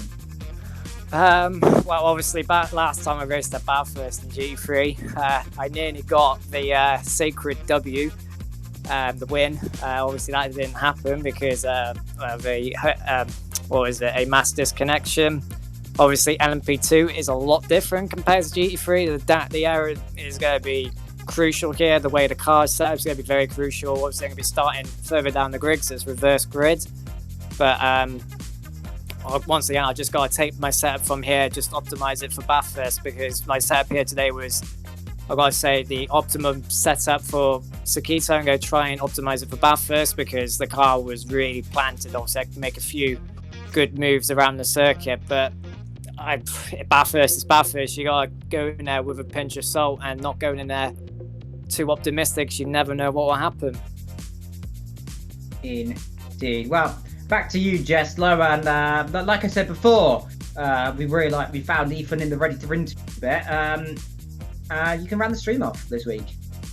Okay, thank you guys so much for watching the second round of the endurance race, and hopefully maybe Jazzman can get the momentum that he has done this week and the last to see if he could take the important W at Bathurst. Will we see someone else take the win in Bathurst? We'll have to find out. Thank you to obviously Evil for letting me fill in tonight, and hopefully Vetra has rest well, and he will join Evil in the commentary box in a few weeks time along with Alex and Mr. Wolf as well. So hopefully these guys will be back as well, and thank you very much, Evil, for letting me in the box as well. It's been a lot of fun. You're very welcome. It's been a lot of fun. It's been fun, and we'll see more of each other in about 3 weeks time as well, when GT3 starts again. Yeah, for me anyway, you will see me when the next F1 season starts. But for the Project Car stream, Endurance, we'll see you in 2 weeks' time. And for more GT3, we'll see you next Wednesday at 8 p.m. Not GT3, Clio. All these leagues. What round is it, Ethan? The final round. It is the final round at the Small Monza. Alright, okay. So, we will see you soon for another Apex Online Racing stream. Have a good evening, everybody, and goodbye.